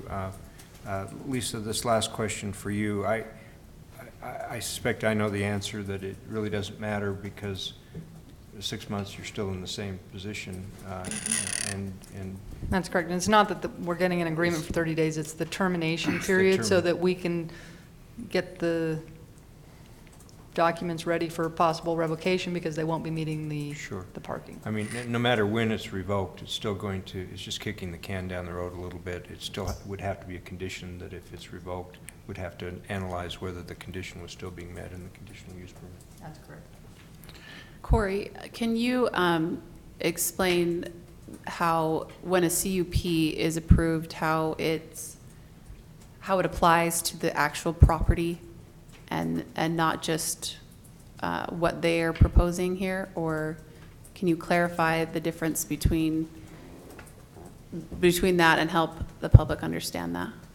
Well, the issue of a conditional use is, runs with the land. So it's a permanent approval until something else replaces it. So if it's a church and place of worship now, it's allowed to be a church and place of worship for anyone into the future until it's terminated. And so it's a long-term approval running with the land. And so one caution that staff is always cautious about is, you know, a lot of folks will come in and say, well, I only need this much, so approve me for this. And the reality of it is it applies on a permanent basis no matter what the operator is doing. The use is applied permanently. So you can't tie it to the operator, you have to tie it to the use of the land. So when you were saying, you know, there's 11,000 square feet and perhaps they'd only be using, you know, a portion of that, when you approve a CUP, it would be for that entire space, correct? Entire space. So we whether it's fully used or not, it's automatically the entire space. Now, kind of to go back, because I'm so often the bearer of bad news. Staff intuitively knows that we're not going to reach 69 stalls. I might be mistaken, but intuitively we're not going to reach 69 stalls. On the property. To the requirement. Oh, right. But the answer of the question is there anything we can move forward to this and tie it to? If all of the required parking, because I reviewed it at face value that came into the application, and that was purposeful to try to say, regardless, I think there's this additional step that has to take place. So whether it's 1 stall, 5 stalls, or 10 stalls, it still requires that other approval. And so if all of the parking could be accommodated on site, and I knew I would have written a little bit of different report and forced it all to be pinned onto one site so you could approve it. But we're not going to be able to do that. And so to me, reconfiguration of the parking, did they have to? No, but they proposed to. That's a site plan issue. If they go back to the 97 configuration, that changes the number on site, so now we increase the number that's going off site. But that's a separate approval attached with the site plan process. And so there's no way, in my view, that you can approve this project and say the findings necessary to satisfy the CUP. But that's my recommendation. If you feel all the parking is needed on site, they don't need any off site, and you don't need that analysis, or by chance you say that all of these permission slips proved you an off site and you grant that to them, then you did. But I just can't, whether it's 1 stall, 5 stalls, 10 stalls, there's a subsequent process that has to take place. And I think it's important, even if it's 5 stalls, because every time you deal with off-site parking, you enter in a confliction area. And our CUP is designed to reduce that conflict and mitigate it, and the needed conditions to cover that conflict to mitigate it need to be in place. And I didn't prepare that for you because I didn't feel it was ripe for approval. Thank you, Corey. Other questions or discussion? Yeah, I have a question for you, Corey, or 2 questions. And we're going to go back to something I know I talked about just a minute ago. I'm sorry for belaboring some of this stuff.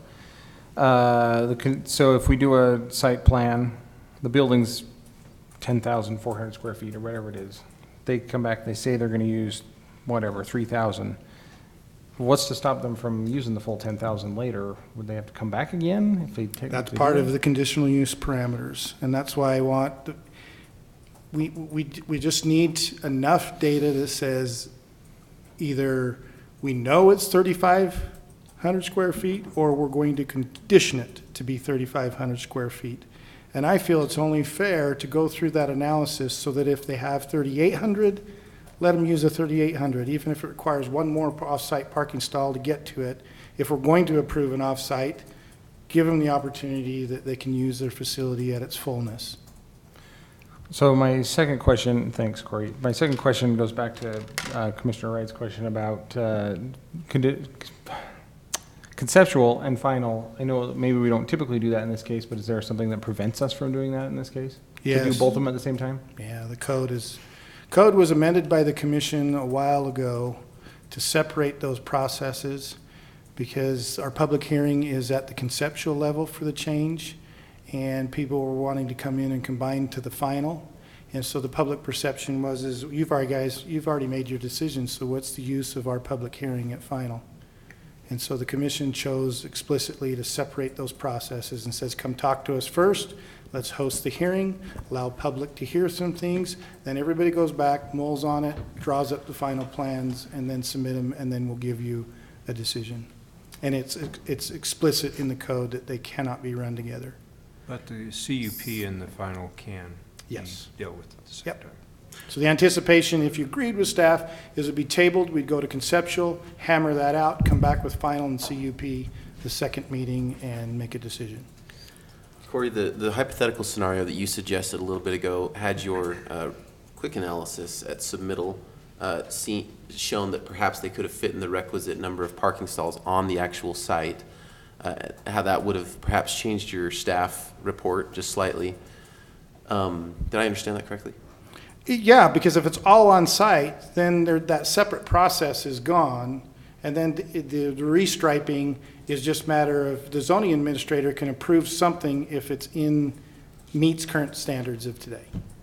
So in the event that they brought together some cross parking easements, submitted those with a little more information on this site, could you make a equally quick analysis on that, and we just move with the CUP at next meeting rather than going with a full site plan?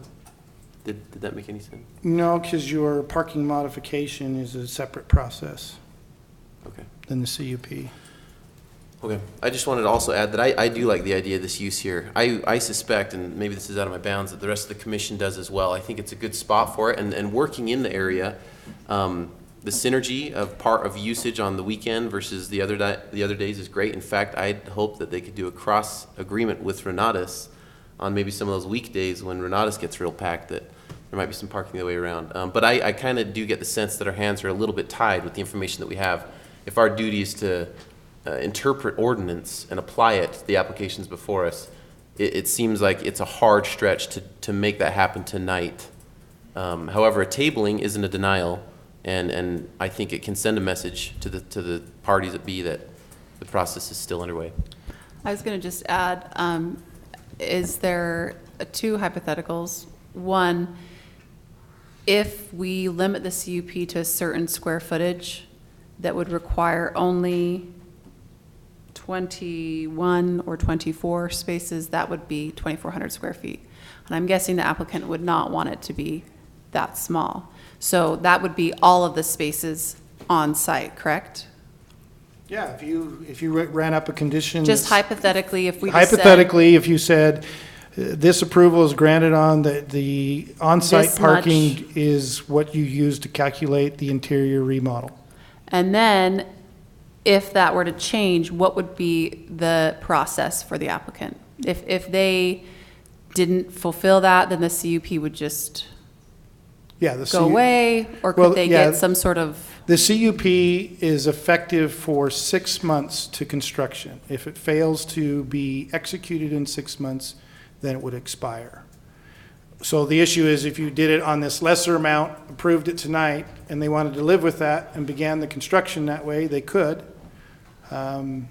Or the other option is the use tonight, close on it, come back, modify the conditional use, and do the site plan amendment. And Yeah, they but I get think that's higher. missing the point, though. If you have a 10,000 square foot building, you have to provide parking for a 10,000 square foot building. That's my You can't view just of it. assume that they're not going to use it. Yeah, That's not what our code says. You No, have to provide parking. So you could say, yeah, we're only using half of it for a church, but we're using the other half for what? And you could say the least parking required use, but you still have to say, and you still have to provide parking for the other 7,000 square feet. Okay, second hypothetical.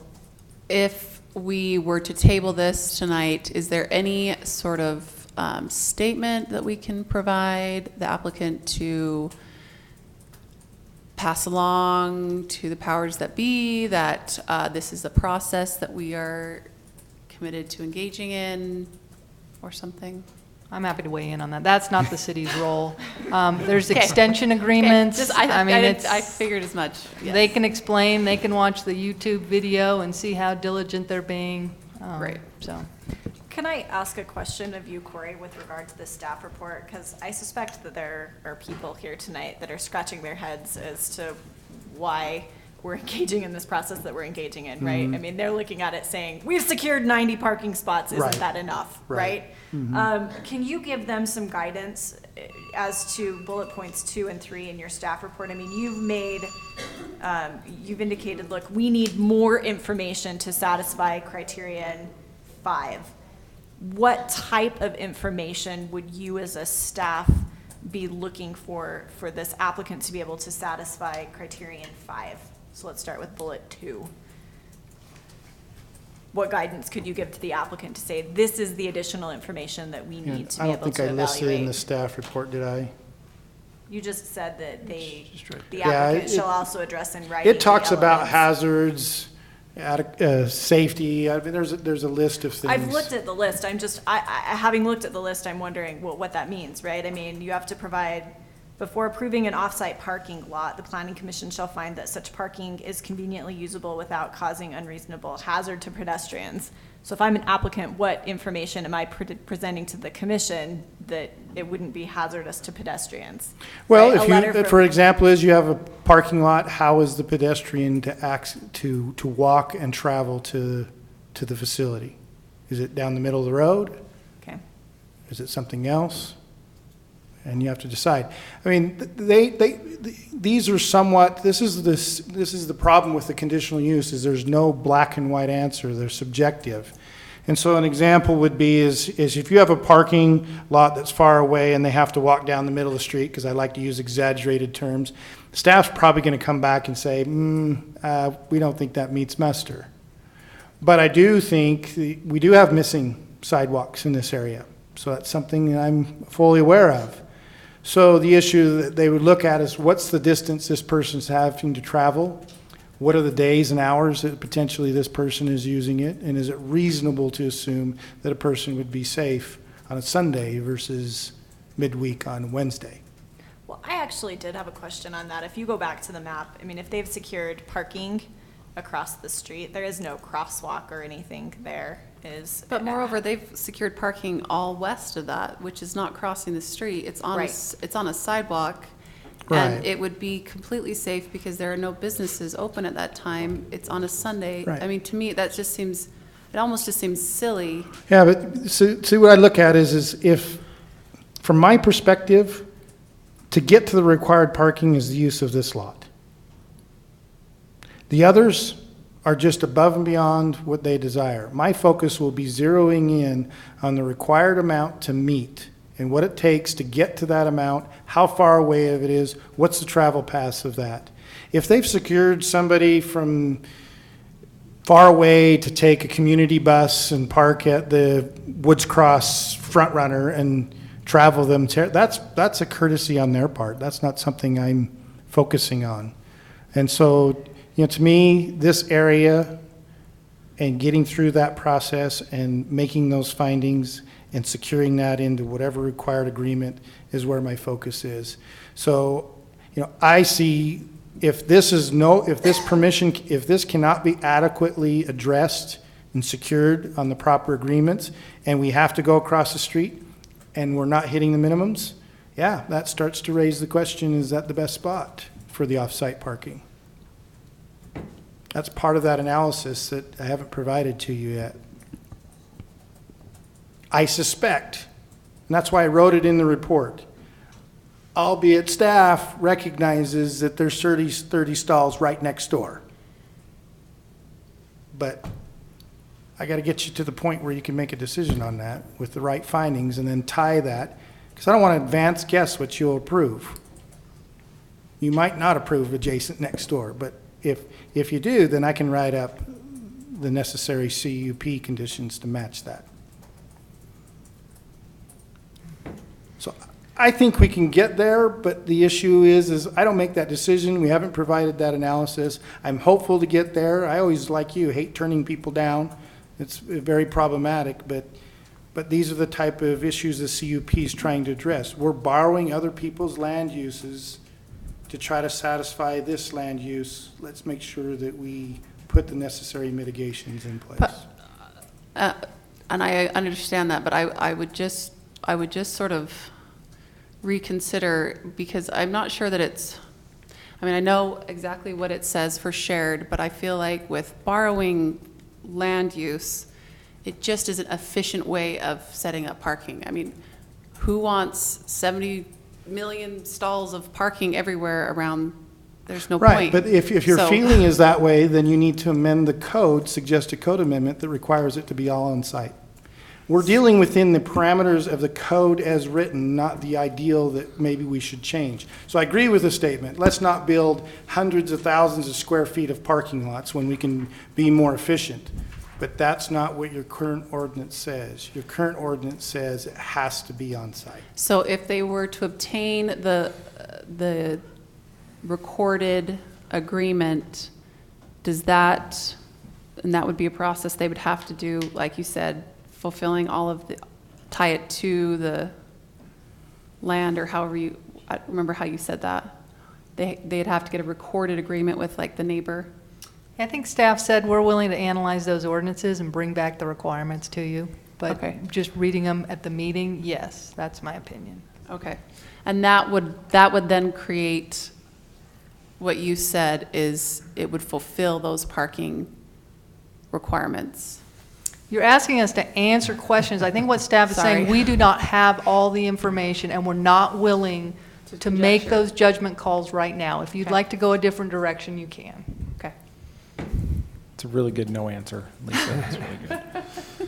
We can say it, you know, a lot of different ways if you want. Well, I think it's a great answer if you tie it back to the earlier comment, and that is until we have a final site plan and know exactly what portion of this building is being used, we do not know and cannot analyze the parking issue. So I just kind of, my closing statement. I agree with pretty much everything that Logan said about this. This is something that I want to approve this one.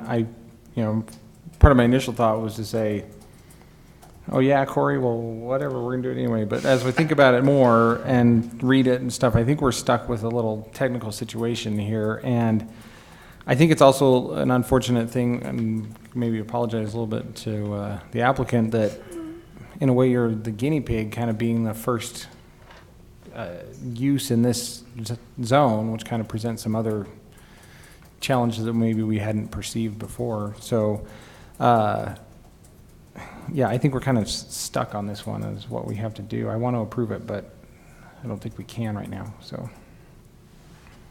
Thank you. And I will make a closing statement too. I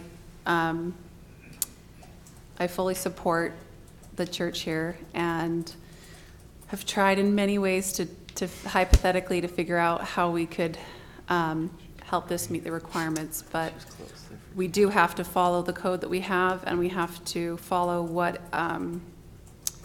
what is tied to the property. And I think that's the biggest concern that I have, is that approving something for a portion of the property or for a current use would not be sound planning for the entire property. And so while I think that it more than probably meets the requirements, we still need to look at the entire property, and we need to look at what will be tied to the property, and then what is an ordinance. So again, I would really like to see this move forward, and I'm sorry that it's probably not going to work today for me. Is it ever appropriate to ask a question? Not at this point. You can perhaps meet with staff after and ask the question. Thank you for your comments. We do have a motion on the table to table. It's been seconded. Any further discussion or debate? Not, we'll go ahead and vote on the motion. Commissioner Helgeson. Aye. Aye. Aye. Aye. Aye. Aye. The application is tabled. Thank you for your participation, your comments, and the commissioners for their comments as well. We do have one other matter on the agenda. If would you mind waiting until we complete this last major matter, and then we can perhaps discuss, you could discuss with staff your question. The last matter on the agenda is the Pages Lane forum analysis. This has to do with the forum that we held with the public a week ago, or a couple of weeks ago, where we obtained survey responses and comments at a public meeting prior to our last commission meeting. And so we'll turn the time over to staff for a report on that. Thank you, Commission. So a few weeks ago, we had that fun public forum on May 10th, reassessing the Pages Lane Commercial District and the Old Dick's Market grocery store. And so we did hand out surveys at that, and so we wanted to go through the quantitative data in regards to that survey, so we can kind of sort through people's opinions and thoughts on that general plan. So just to go through these answers together, 30 surveys were submitted, and I assume a few more might filter in later, but I didn't count them. So, and I know we got a lot of emails and a lot of comments were written into these questions as well, and then I tried to sort through those all and give you all the answers. I did just write in what everyone said, so you guys could at least see the answers to all of these. In regards to commercial, it seemed that the majority were still open to the idea of commercial at this site. Almost everyone said a grocery store is what they pictured here, because that's what was there before. And I think once you get used to seeing a grocery store there, you really like it, and you get used to getting your stuff right across the street. And so obviously everyone really misses that Old Dick's Market, and they want a grocery store there again. The likelihood of that happening at this point, we as a staff feel like that's not super likely, so we can wait. Yeah, Cassie, can I just wait, she's going through this. Our understanding from the applicant, so this is kind of an editorial, issue rather than empirical data. Our understanding is that they've marketed to niche, is that the right term? Niche instead of niche. Groceries, they've had a difficult time because it's generally too large of a building for those smaller local groceries. This is part of to obtain the groceries, it is part of the Associated Foods market. And Associated Foods own both Dick's Market and closed one. Originally, they were going to close them both, but they were convinced by a local broker here to remodel this one and keep this one in place. So it is difficult for a standard grocery store to probably be relocated to this location. So we, as staff, just, there still may be some hope for some smaller type of niche place, but we just don't think a typical grocery store is a long-term vision. Yeah, so very few people offered commercial ideas that weren't grocery stores, so I don't know if the same enthusiasm would be there for a commercial site if it were something like a call center or storage or something like that, since everyone seemed to just be set on the notion of a grocery store. But I think a lot of people would just be excited to have anything there at all. In terms of residential, no one seemed super excited about residential. Only 5 people answered yes, and the majority was no and maybe. And as you can see from these answers, I would say all of the maybes were a maybe if it was single family. A lot of people mentioned a 1/4 acre lots would be the absolute minimum size that they would want to see here. And a lot of people mentioned just single family. A handful of people said maybe duplex if they were done really nicely or they were on larger lots.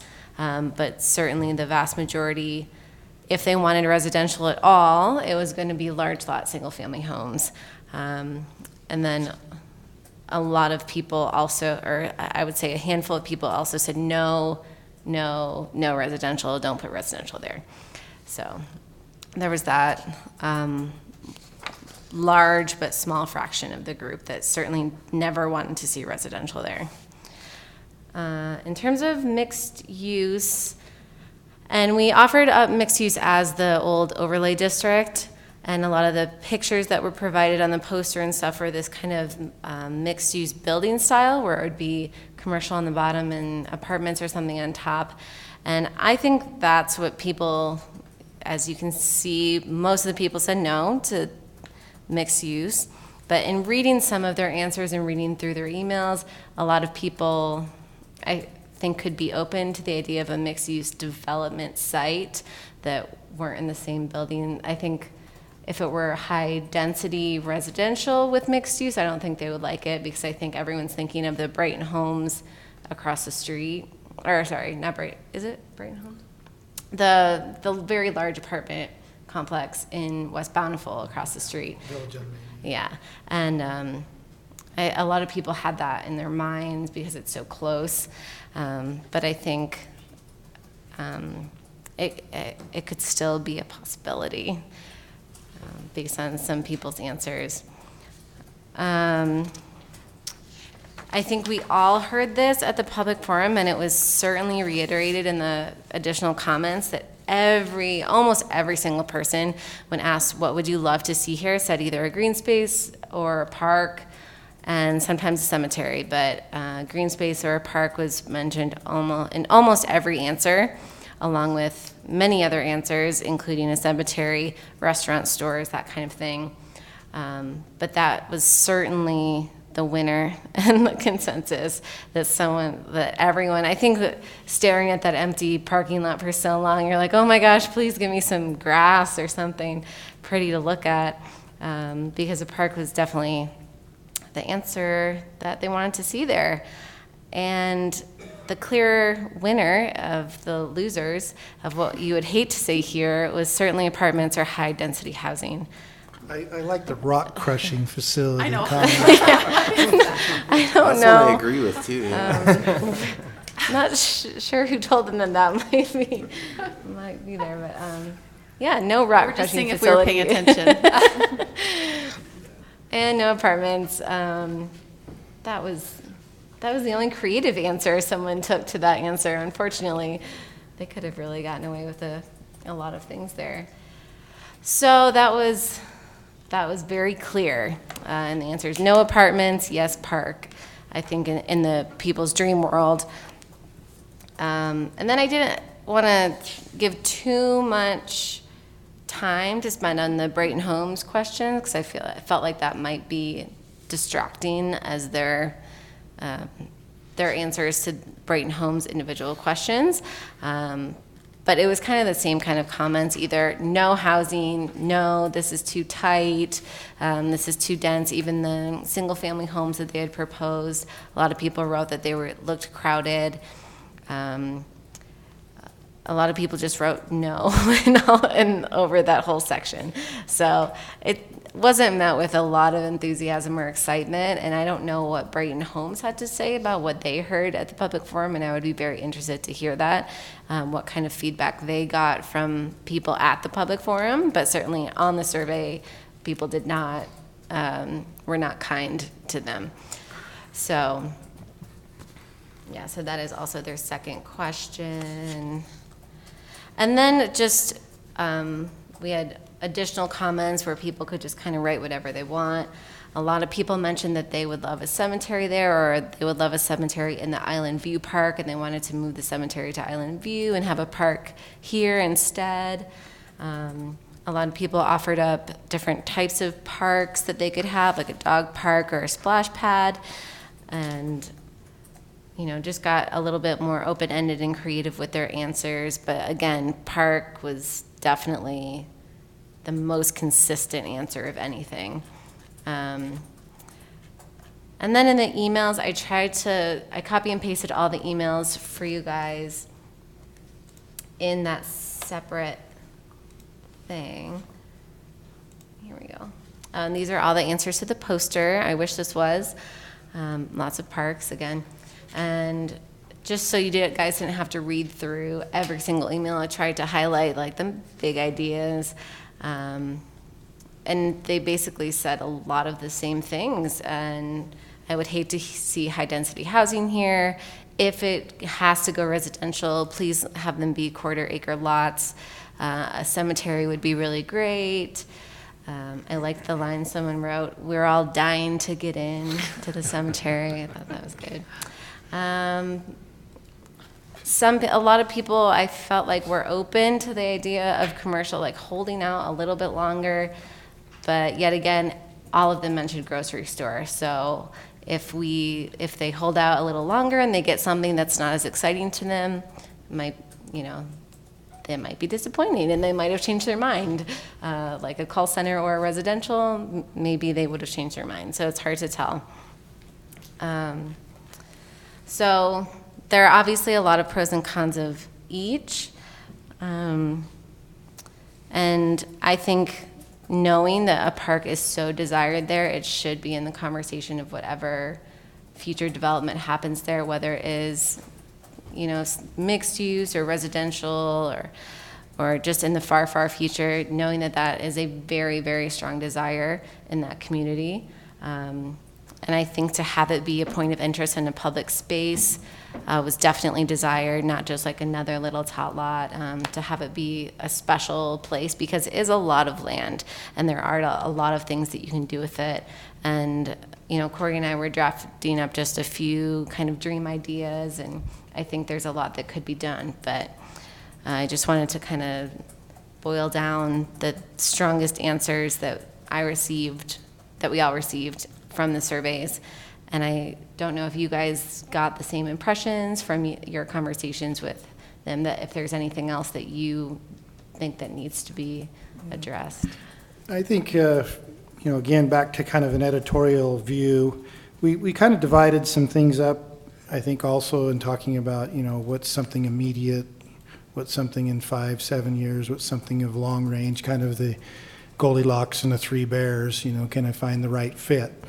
My perception in talking about this area, I think if you look on a short-term viewpoint of this, something immediate, I think Brighton Homes has been, received in some realms of discussion as potential. I think from some of the survey work, they weren't maybe as necessarily as excited. But I think if we're looking at redevelopment and we're looking at a short-term horizon, I do think that the housing market and demand is there to generate a short-term return on it. The debate of density, I think, would be something on the table, and obviously high density, whatever, I think there's a varied opinion of what's high density. My view of high density is drastically different than a typical suburban community. But to a suburban community, even 8 units an acre has been problematic here in the city. But I think you are looking at something that could be a short horizon, hopefully not to offend anybody anywhere at any point, but I think there is some idea of why Brighton is attractive in some circles of conversation is because it's a known rather than an unknown. If I could get a medium density, if Brighton could come to the terms with something that seems right and it's a fairly lower density, I would rather see that than 10 years from now, and there's a whole new market demand, and it ends up being 12 and 15 units an acre. So I think that is something to think about in the value is, should we be looking short-term? And short-term would be something, it may not be Brighton's project, but it would be something of that nature, likely. And then the question is how much area would be required to convert? What would be the conditions to go that direction? What would be our expectations to go that direction? But whether it's Brighton or someone else, I think some product like that is a likely short-term view.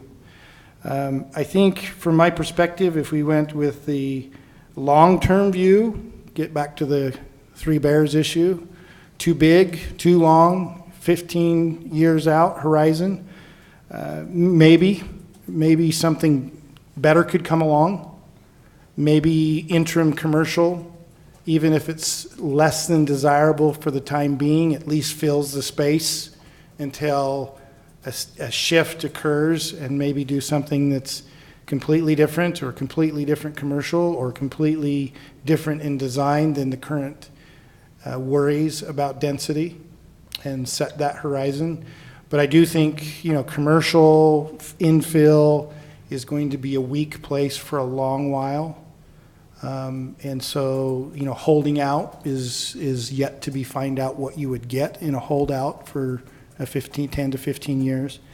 I think a medium, lack of better terms, a just right. I don't want to say it's just right, because that's, beauty's in the eye of the beholder. But a shorter term is the 4, 5, 6 years, and then depending on the market, it could be advanced. But I think this is a tall order. So to be, preface it right off the bat, it's a tall order. If you want something where you have a designed product, and if it is to include some type of common space to not only for residents, for the public, I think that is a technical design. I think it's a tall order, to come into play. The value of the property, even in residential, even the open space that a residential would have to provide today, 40%. Think about the cost of 40% open space with even a lower demand level market of the buildings, and then you have to look at, $700,000 or $800,000 of infrastructure change. Think about 40% green space and landscaping for a residential project is still fairly a significant cost.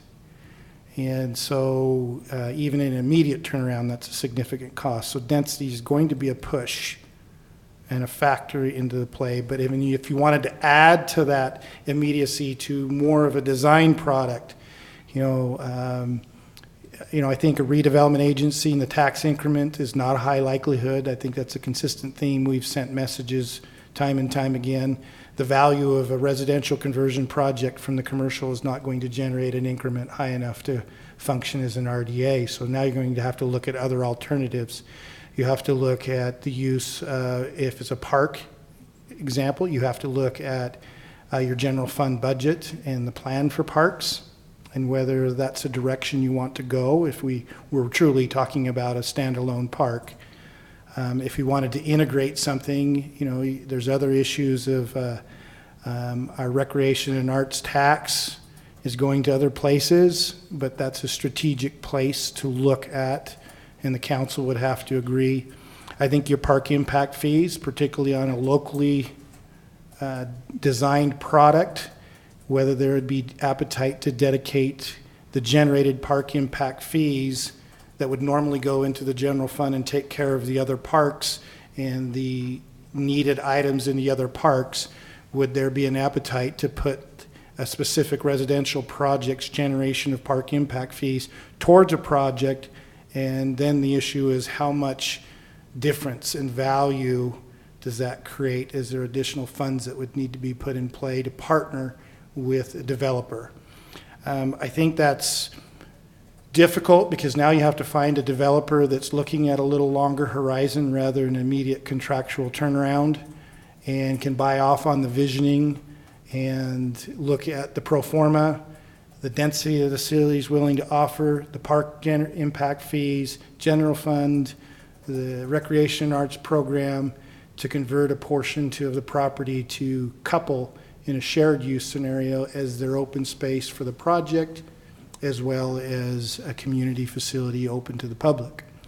And so I think that's something that could take a little time to pull off, but so the right and willing creative visioning developer might, do something in 2 or 3 years. So that's where we think we're at.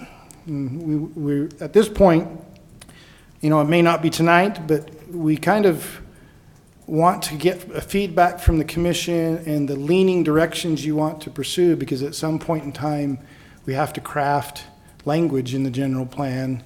And we can create 2 scenarios, 3 scenarios to look at. We're not saying you have to identify a particular direction, but where's your interest? What do you want to explore, so that we can come back and start talking about what would the general plan language look like? What are the pros and cons of going to that direction, so that we can prepare something for actual notice to the public. And then our goal is to re-invite the same address and those who signed up to get the notice of that particular hearing on any scenarios that you might recommend. Thank you, Corey. I don't want to cut the discussion short tonight if you'd all like to weigh in, but as I've pondered this, first of all, I have not been able to fully digest all of the comments. Just like drinking out of a fire hose. I mean, you kind of have to get your head around it a little bit. But on the other hand, I do think that the very last point that you made is kind of where I wanted to get at tonight, and that is, how do we formulate some ideas in a planning manner, in a way that we hopefully are trying to do here as planning commissioners, and give staff some direction as to where we want them to go. And I think, as we've done in the past, and I think it's a good use of our time, I think a work session to throw out our ideas, to analyze what could work, what may work. I'd also like to give some consideration, more consideration, to a public-private type of a venture here. We were dealing, at this forum, we were dealing with a relatively, I wouldn't say small portion of that block. It is a large portion, but it's not the entire block. And that entire block really needs attention. And a more holistic approach to that may make some sense, which means there are stakeholders on that block who really didn't participate in the forum, and they we maybe need to reach out to them, the church and the folks on either end, the gas station and Zappone's and the office building up on Northeast, and see if there are some ideas that we could bounce off them. So I'm kind of inclined to recommend a work session that we can have, and probably need perhaps more than one. Maybe even a session where we invite the stakeholders to come in again and discuss their thoughts on what could be done there. I like that idea. Sounds good. I did notice some of the comments, and I didn't write up on my comments, and I should have, sorry. But I did notice that a lot of the comments, especially in regards to the residential, were, why would anyone buy a home in the middle of a single-family home in the middle of 2 commercial districts? And that was my thought too. It just felt out of place for doing it piecemeal. But having that holistic view, I think, will be really important to have all those stakeholders and see. And then the work session where we can come up with a couple different ideas, direct staff on doing some research. I personally have some questions on certain ideas, because I think one thing that might be interesting to help the public understand is the feasibility of what they really want. So if they really want a park and a cemetery or whatever with Island View or whatever, let's go through and figure out, this is what it would take to get this, and then say, do you really want it now, or is this too much? and look at all those different things with the wrap tax, with the park impact fees, with, there's a lot of creative ways that we can look at that. Or if it's another idea, this is what it would take to get this idea. I think it's important that we maybe narrow it down to a few and then go down those paths a little bit so that we can see what would be really required in achieving those goals. So are you suggesting we perhaps hold a meeting with the stakeholders first, get their input before we have a work session to kick around other I planning think that orders? would be beneficial, but I mean, I don't think there's one right way of doing it. I think a work session first would be nice to be able to talk a little more Okay. openly and freely amongst ourselves and get those ideas all hashed out so we understand each other really well, and then bring in the stakeholders and. I agree. Yeah. Sounds good. Makes sense. Well, if that's the case, I mean, we can talk more about this tonight, but I think we'd be better served to maybe digest a little bit more of what's in the report, as well as set up a meeting, a time for a meeting when we could all get together and just discuss it openly with one another. And in the meantime, come up with our best planning ideas that we could present. I would like to give a shout out to staff. I think that they did a really great Yeah, job pulling this together. is amazing. I mean, it was incredible. I It thought that was. it was a really great process. I had a lot of great positive feedback from people who were glad that we did it. I thought that it was a really good approach. So thank you for all of your This work. is the work of Cassie. And Cassie, you I did a will great second job. that too. I, from so many sources, heard, thank you for getting our input and for going to the effort to doing this. In fact, I heard a lot of people say, can we do the same thing with regard to this other piece of property over here? On Main So, Street. yeah. Maybe. Okay. So, Nice work. should we try to come up with a date that would work? Our next meeting's not for 3 weeks, so, 3 weeks. Yeah, that's kind of true. I'm open at that time if we wanted to do a 5 o'clock meeting that night, or 5:30, Yeah. Before our next planning. just before our next planning. And I have learned that we will provide something to eat. Something, okay, that's good. Message is clear. Whoever's been doing the catering, keep doing that. I know who's been the catering, but I don't know if they're willing to keep Oh, catering. shoot, okay. Well, have we got a really long session planned for next time? We have 4 items. 4 items. I wouldn't say real long. Would you say they're real long? They 2 do. text amendments, 1 rezone, and 1 preliminary subdivision. I just don't want to, I just don't want to start at 5:30 and end at midnight kind of thing, Right. so. But if we're okay, 5:30, on what date is that? the 14th. 14th. As far as you know, your schedules look okay? Yeah. That works for me. Well, I move that we have a work session at 5:30 PM on June 14th, prior to our next Planning Commission meeting, to discuss further the input we received from the citizens and the applicant at the public forum, and to move forward with the process of our planning of that area. I second that. Any discussion? All in favor, say aye. Aye. Okay. So let's give some time then to our development director. Anything else you'd like to give us tonight? as No, far as next meeting? meeting, 4 items prepared. We'll do the work session, and we'll provide something to carry you through the evening, just in case it goes to midnight, but I don't think so. All right, very good. Can I just make a statement? I know I was very hypothetical tonight, and I really appreciate the staff response and patience with us in restating and rewording and restating different things to help us and the public understand the process of planning and of decision-making. And I just appreciate all you do. You guys put up with a lot, so thank you so much. And again, we at staff really appreciate this commission, not just saying it because it's on YouTube.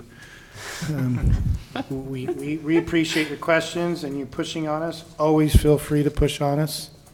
I would never want to take that away. I think it's important that you feel that freedom to do that. And difficult decisions are made, and I see the difficulty of tonight. We have, some good people in the community that need a place to worship, and there is nothing wrong with that. So appreciate you pushing on us. Thank you. We appreciate y'all being here tonight, and thank you very much for your comments. And Chair will entertain a motion to adjourn. I'll move that we adjourn. All in favor, say aye. Aye. Aye.